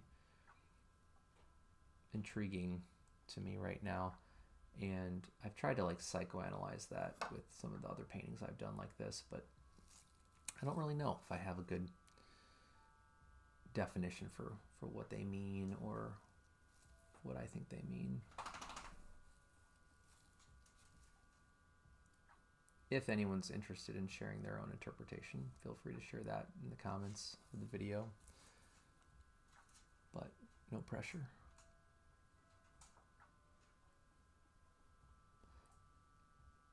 Some of the other paintings, though, that I made last year, because I started doing this, now that I'm thinking about this, at the start of 2025, I had a solo show at Kim Storage Gallery. That's where I'll be having a two-person show this fall. And the work that I showed for my solo show was really rooted in reflections and mirrors and, like, mirrored surfaces. So some of the work was plein air, painting windows and other, like, chrome reflective objects, or objects that I built myself that were adorned with, like, mirrored surface material. And it was kind of about, like, the self and representation and the warping of the self from these different surfaces and how one sees themselves. And even though some of the work was plein air, a lot of it was studio work. And in that show, that was the first time I exhibited any paintings that dealt with this kind of, like, floating still life imagery. And I made paintings of, like, leaves that I picked up on walks in the neighborhood, and I would use wire and sort of suspend them above mirrors, and I would paint the leaf in the reflection. And I did that with other forms too, like a gourd, an apple, a doorknob, a bunch of these, like, different singular forms in space. And now I'm losing my train of thought again. Where was I going with that? So I've been doing that for a while, this sort of project and this process of a still life setup and suspending or raising objects above the ground plane and creating this sort of separation to the shadow. And yeah, I mean, it's something that I've kind of been wondering about for a long time now, of like, well, what do these start to remind me of, or what do these feel like? And I'm trying to keep them pretty simple, just in terms of the imagery and the subject matter. Like, I like that it's just a humble little lemon that's the main character in this painting. But, when you put it in this new sort of like orientation of floating in space, all of a sudden now it starts to come to life and have this new potential for meaning. And yeah, lately I feel like that's been really good for me as an artist, is to just like keep it simple, but then find one moment or create a moment that can add a little bit of tension in terms of the meaning, right? That creates a question of like, well, why is this above the, why is this suspended, or why is this moving, or is it floating? Is it falling? Was it thrown? There's so many different ways to interpret a simple, separation like this from the ground plane.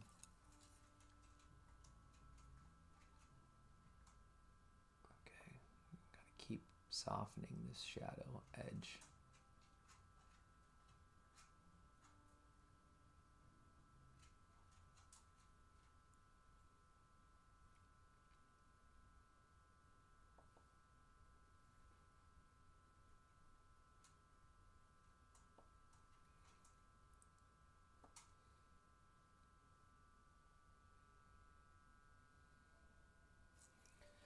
The other thing I really like about this phase of these paintings, like when I get to the shadow like this, is how much you can do with very little paint. There's a very thin layer of paint in this part of the painting, and so much of it is just trying to control how transparent or opaque or soft the paint is in different areas. So now we'll take some of this bright yellow and pink and some of this orange.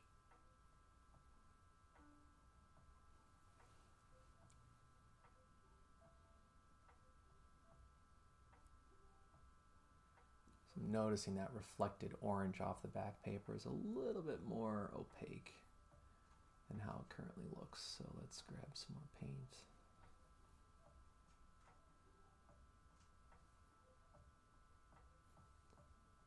A little bit of cadmium orange.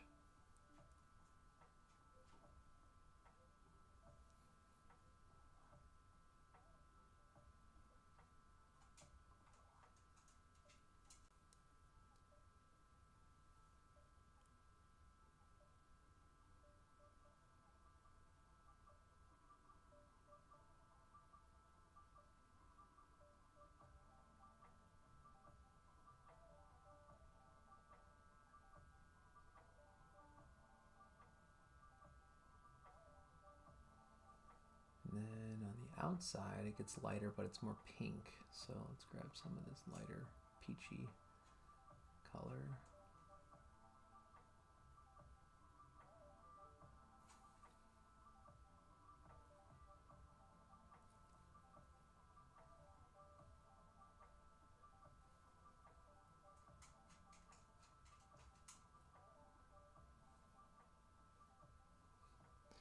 Got my dog with me in the studio right now, and he's starting to stare at me. I think he needs something. Not sure what he needs. He was sleeping for the last like hour and a half.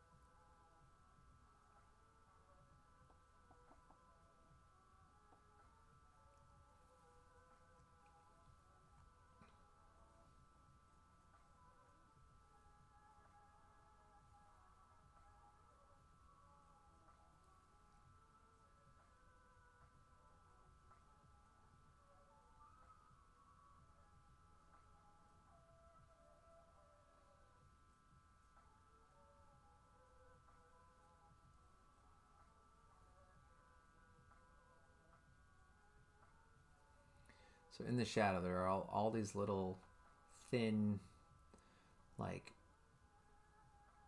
duplicates of the shadow at different widths. And I'm trying to go in now and carve out like those little separations that I can see between them.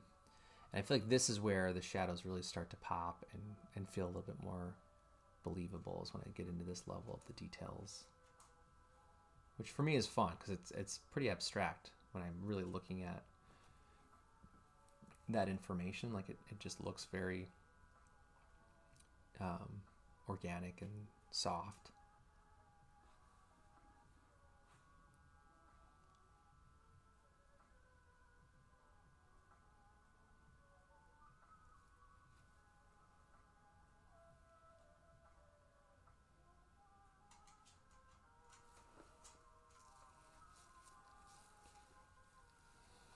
I also need to soften this again.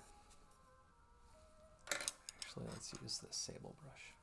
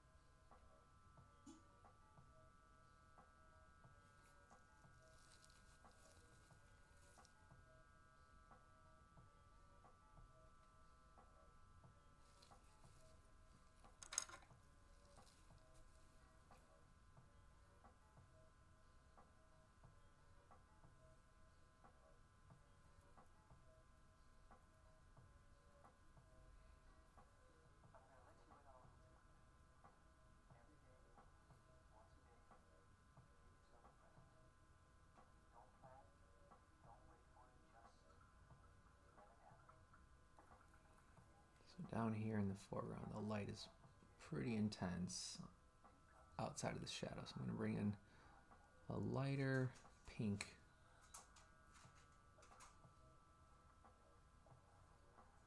And I'm going to step away here in just a minute to let my dog outside, because I think he's got to go outside. But I'm going to probably keep the stream going. With the way this is going, I think it would be fine to go until 2 o'clock today. And then I'm going to run over to my studio and pick up a painting to ship out this afternoon. But again, just as a quick reminder, if anyone's interested, I do have some different pieces, framed paintings that I recently added to my website. If you'd like to take a look, it's at acunaarts.com/shop.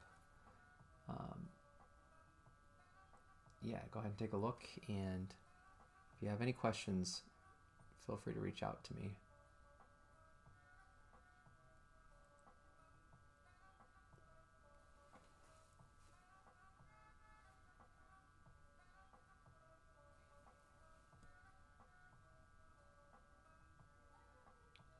Bring the value up a little bit more back here.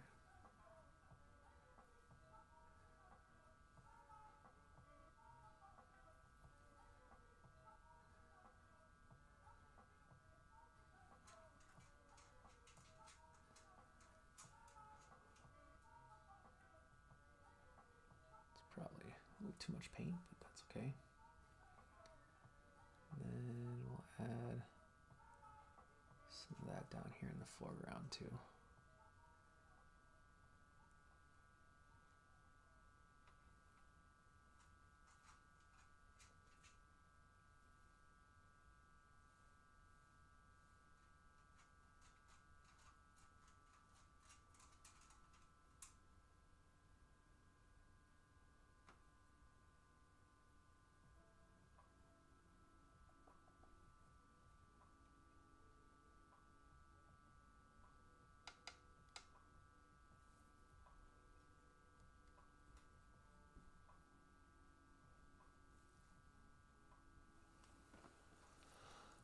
Okay, I will be back in just a few minutes, and I'll keep the stream going once I return.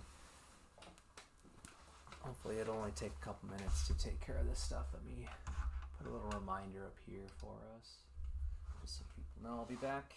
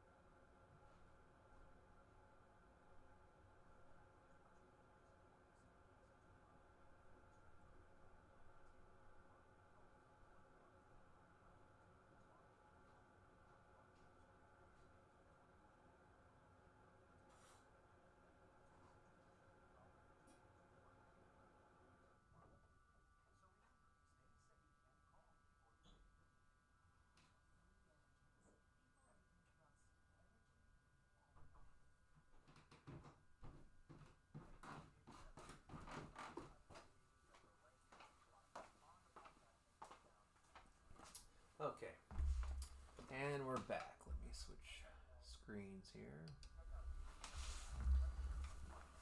So I think I'm definitely going to have to end the stream at 2 o'clock today. Got a couple things I need to finish up before the afternoon. But I'm happy with how this painting is starting to turn out. I think I'll have to add a few more details still in another session. I won't record that session probably, but it was fun to share, some of the ideas and process related notes as I was working on this today. But if you want to see the finished piece, and you're watching this,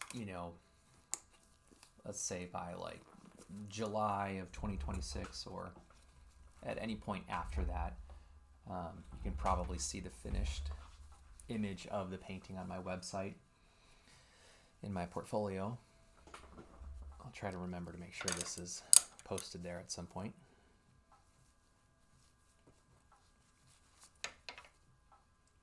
All right, let's see what to add now. I kind of still want to address more of that glow on the underside of the lemon. So I'm grabbing some cadmium red light, some of the magenta, and I'm mixing that in with this minty green to neutralize it and raise the value. All right, so this is a really great way to start to practice color theory on your palette.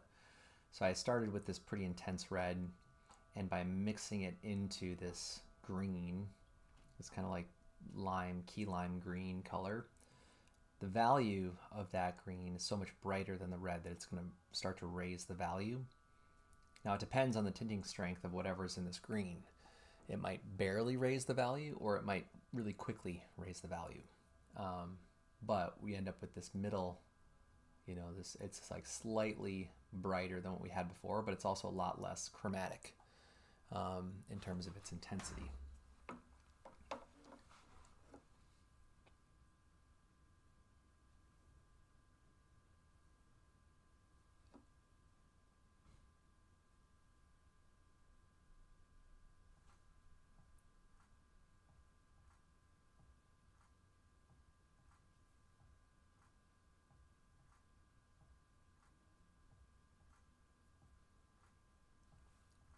Use a bit more cadmium orange in this.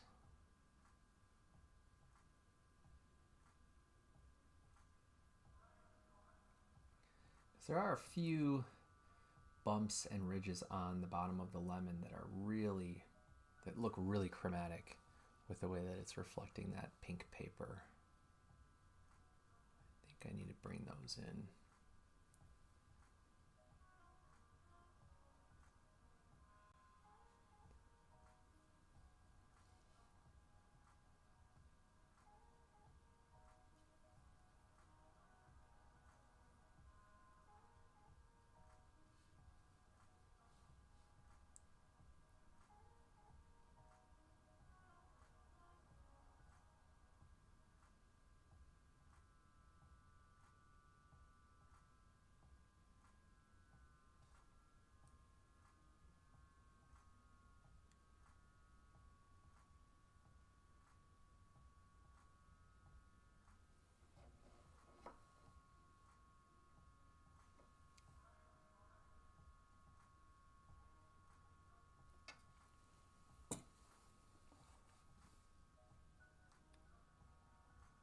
Be kind of careful adding marks that way because I block out a lot of my light overhead, and it could throw off how I'm seeing some of the color that I'm putting down here. So let's try it this way.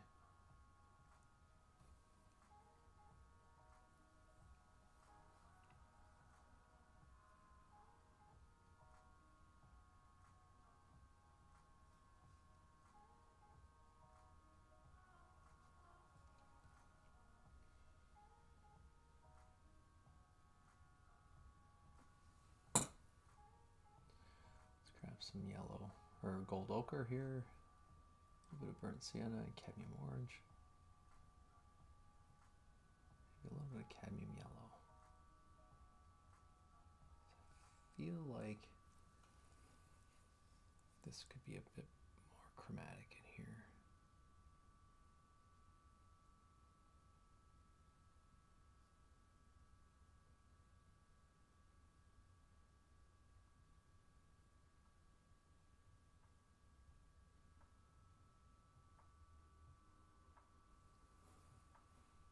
A little bit of Hansa yellow and maybe even a little bit of cadmium green.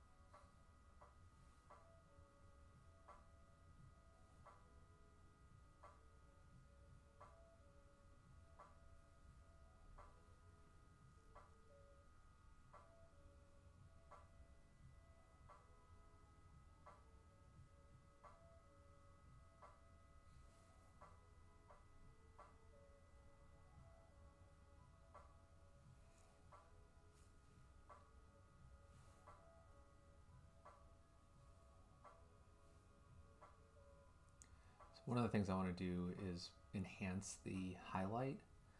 And a lot of times what we think is we have to just make them brighter and brighter and brighter, and eventually you have them like pure white and they still look the same.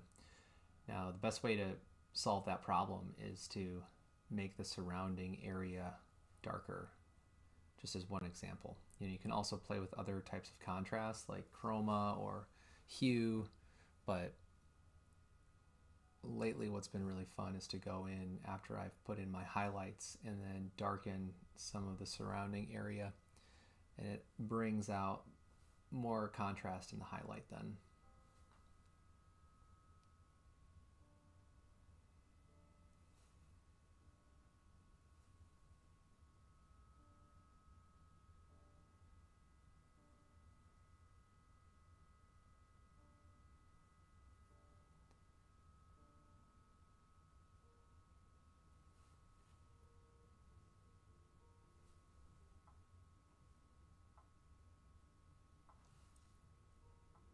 So I've got this kind of mossy green color that I'm putting in right now. So it's a little bit cooler in temperature than the yellow. Maybe it's a little too neutral or too cool. So I'm going to bring a little bit more of a reddish tint to it.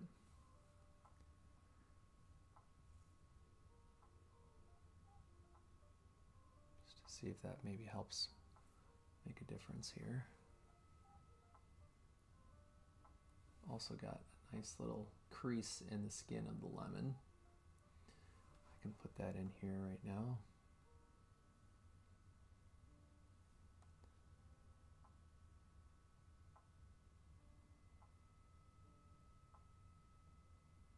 Kind of like that.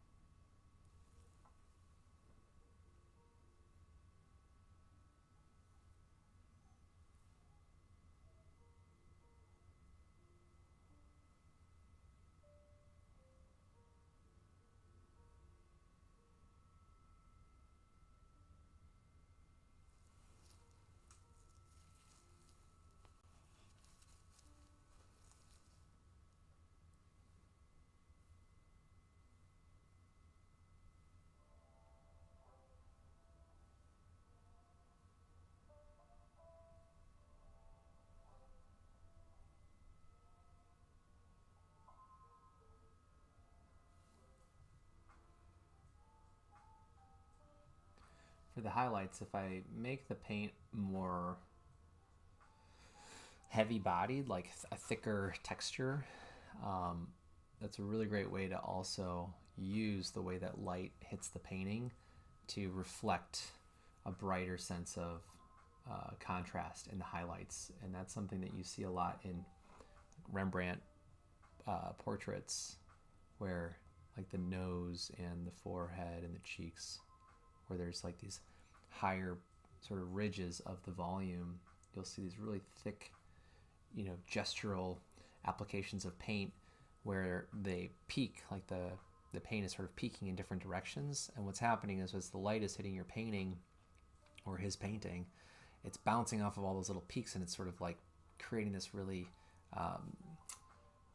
exaggerated reflection of the light off of that part of the painting, and it enhances that feeling of volume, and it brings the figure in the painting out into space towards you. It feels like that's what's happening, That's what I kind of want to replicate here with my lemon highlights.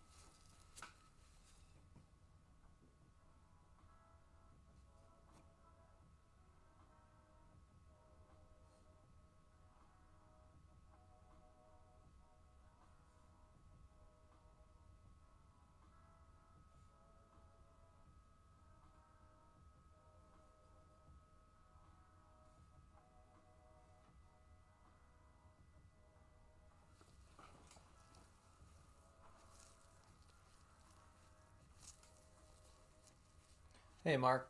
Thanks for the comment. Appreciate it. Yeah, I'm getting close to being done, I think, here today. But I'll have to keep fixing a couple spots, I think, still. Once I'm done with the stream.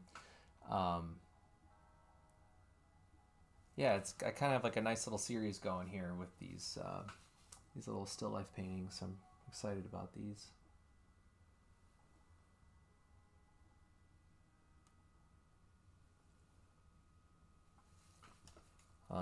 I think I'm probably good with some of this reflected light on the bottom of the lemon. The shadow, I think, is going to need a little bit more work. It's close. It's like 80% done, I think. And then I like the color I filled the background in with, so that's probably going to stay how it is. And then eventually I'll start thinking more about texture and the surface of some of these different areas, like kind of like I was talking about with the reflection on the lemon. It's also really fun to take a slightly more impasto paint and use that around some of these like little halos, around the shadow. It's been really fun to do too, so there's a good chance I'll end up doing that in here on this one.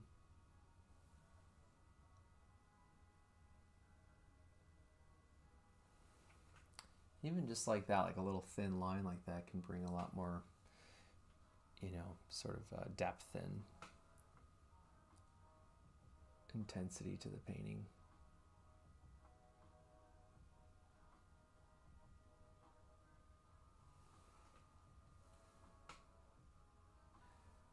Which is also a lot of fun because I feel like then I'm sculpting the surface of the painting at that point.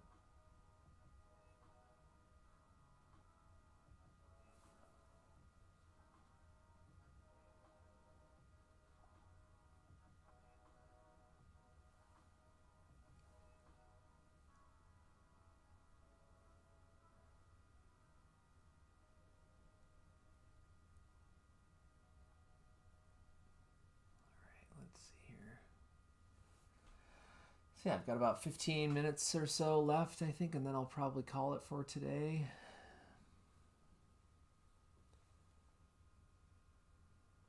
This isn't a bad way to spend a cloudy day in Wisconsin, even though a week ago I was out plein air painting with like a t-shirt on. I'd much rather be outside right now, but this is okay too.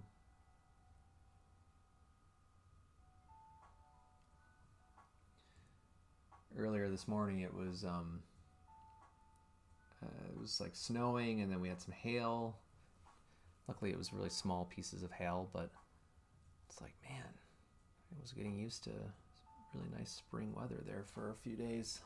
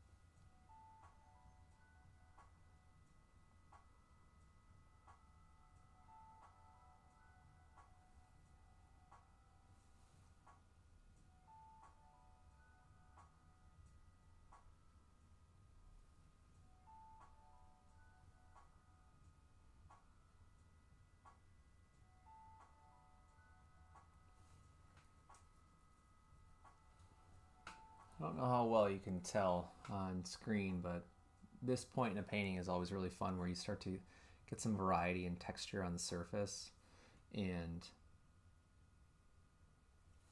it becomes this extra element that I can use to pull attention to like otherwise vacant kind of simple areas. Like it's fun to leave stuff like this potentially, or just these like subtle little, horizontal marks that are a bit more textured.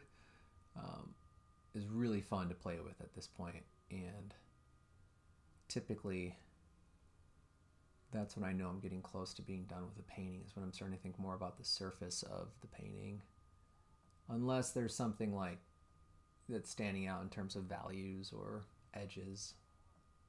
But I feel like I'm getting close to that point.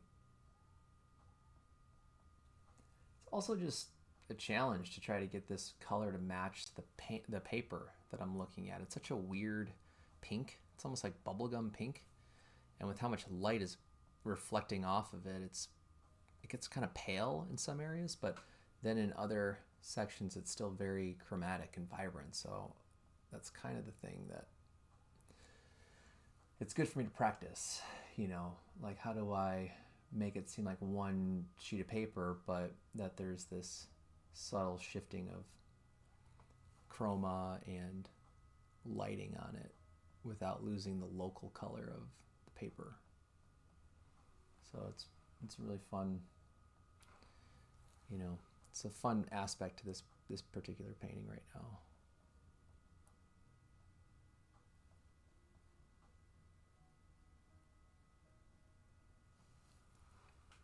I think I also just like the challenge of a fairly simple like color palette, like between these three sheets of paper. The lemon obviously has more subtlety of and variety of shifts in terms of hues and that kind of stuff. But with 3 different sheets of paper, I feel like so much of these big shapes from the paper and like this thin line there have to feel interesting in other ways then, because they just don't have as much variety in terms of like texture and then shifts of hues. Like obviously I'm talking about the light sort of getting brighter or darker, and that's shifting the local sense of chroma of the paper. But at first today I was like, maybe these 3 sheets of paper aren't the best colors to work with, and I still kind of feel like that a little bit, but I'm starting to like it a lot more because of the texture and because of just like the surface quality in those shapes. And maybe that was why I felt that way earlier. It's because they're kind of dull in terms of, variety on the surface, variety of paint handling, those kinds of things. Let's get a little bit more chroma underneath the lemon.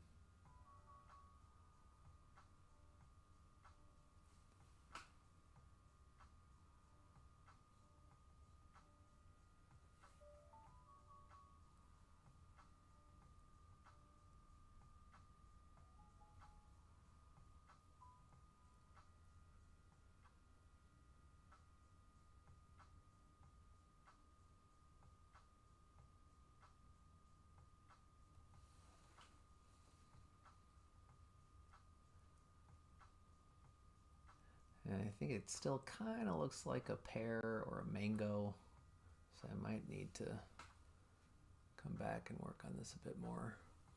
I think it's like this part of the lemon that needs more description to make it really feel like the peel of a lemon.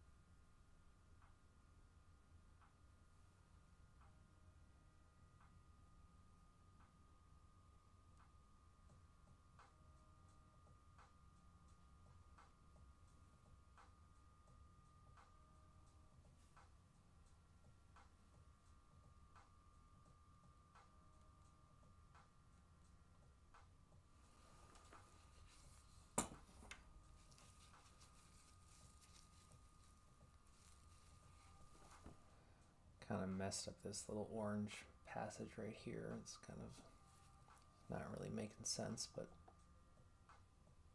maybe I'll paint over that later.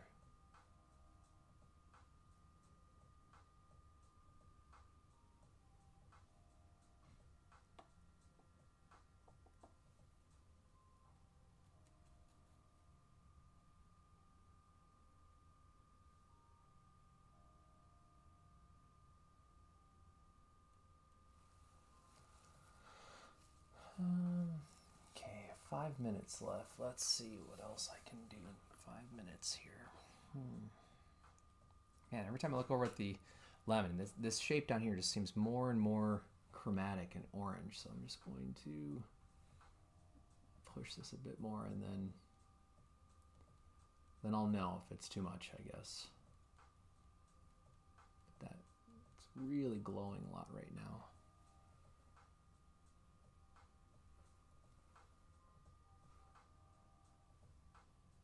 Let's grab some burnt sienna.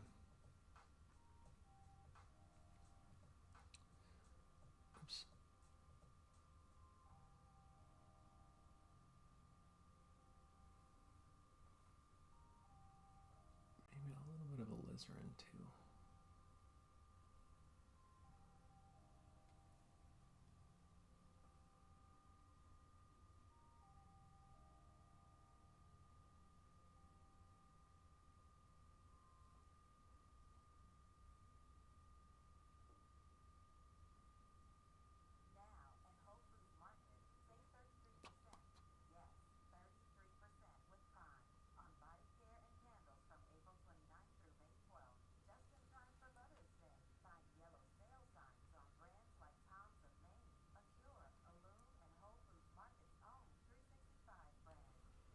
Yeah, a little bit yellow.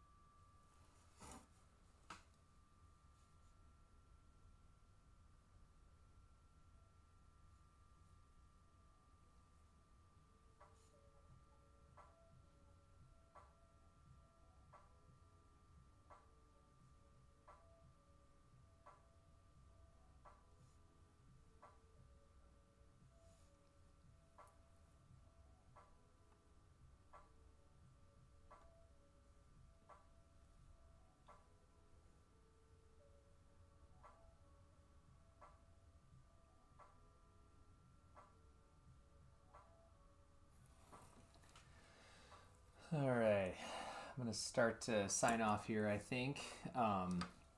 So I guess I'll just take a minute and just talk a little bit about what I'll probably work on next off stream or off camera.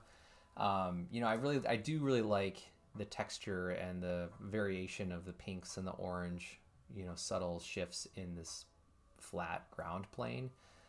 Earlier I just mentioned how the shadow needs some work. I still definitely think I'll put at least another 20 minutes into some darker shifts in values in the shadow. And then I feel like the next move is to do the stem on the lemon, and then try to get more of that like peel texture and some of these like subtle little shifts of planes on the lemon, because that was something that in the last painting, I can take a second real quick and share that one.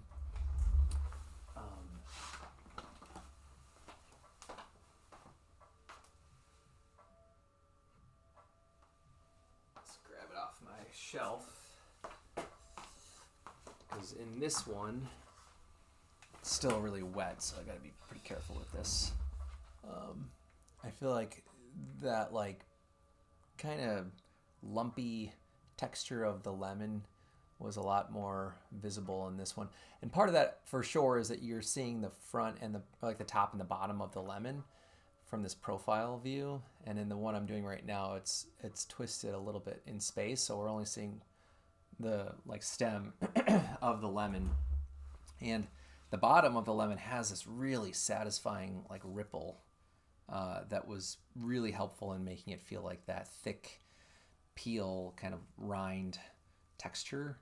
And with this angle that I have, it's just so round that there's not really a lot of like folding. I mean, there's a little bit happening in here, and I think that's where I need to spend some more time, is to just push some of that contrast at the base of the stem, and then maybe it'll start to feel a little bit more like that harder sort of waxy surface and texture.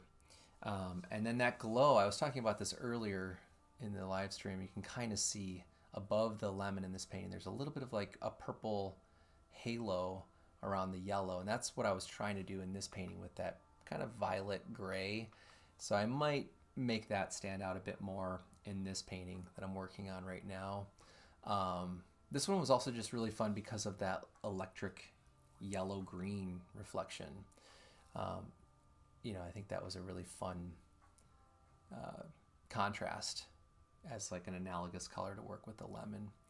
But yeah, I think that's probably where I'll end it today. Thanks to everybody who popped in and saw part of the live stream. Thanks to Mark for the comment and the feedback. I really appreciate it. Be on the lookout for future live streams. I decided last night, like really last minute, to do this, and if I do it again, I'll make sure to announce it with a little bit more time in advance, and just have more of a plan. You know, I think this time of year, just with the weather, and I'm still teaching online Mondays and Wednesdays, my schedule's a little sporadic at the moment, just because I'm trying to get some plein air paintings done. So, you know, there's certain days where I've been planning on painting in the studio or like doing portrait sessions indoors, and then partly because it looks like it's going to be cloudy and poor weather, and then it ends up being really sunny. So I'm trying to avoid some of that stuff, which means I have to plan things kind of last minute. But thank you, you know, to everybody who's watching the recorded version of this too, if you're watching all the way to the end. And yeah, if you're not subscribed to my channel, make sure to consider subscribing. If you want to learn more about my work, visit my website, acunaarts.com. You can find me on Instagram at Hector Acuna _art. And I think that's it. So I hope you have a great day. Thanks for tuning in. And, you know, hopefully this won't take too much longer to finish up. And I'll make sure to put up a picture of it at some point on my website. So, all right, that's it. Have a great day, everyone. Take care and enjoy your weekend. I'll see you soon.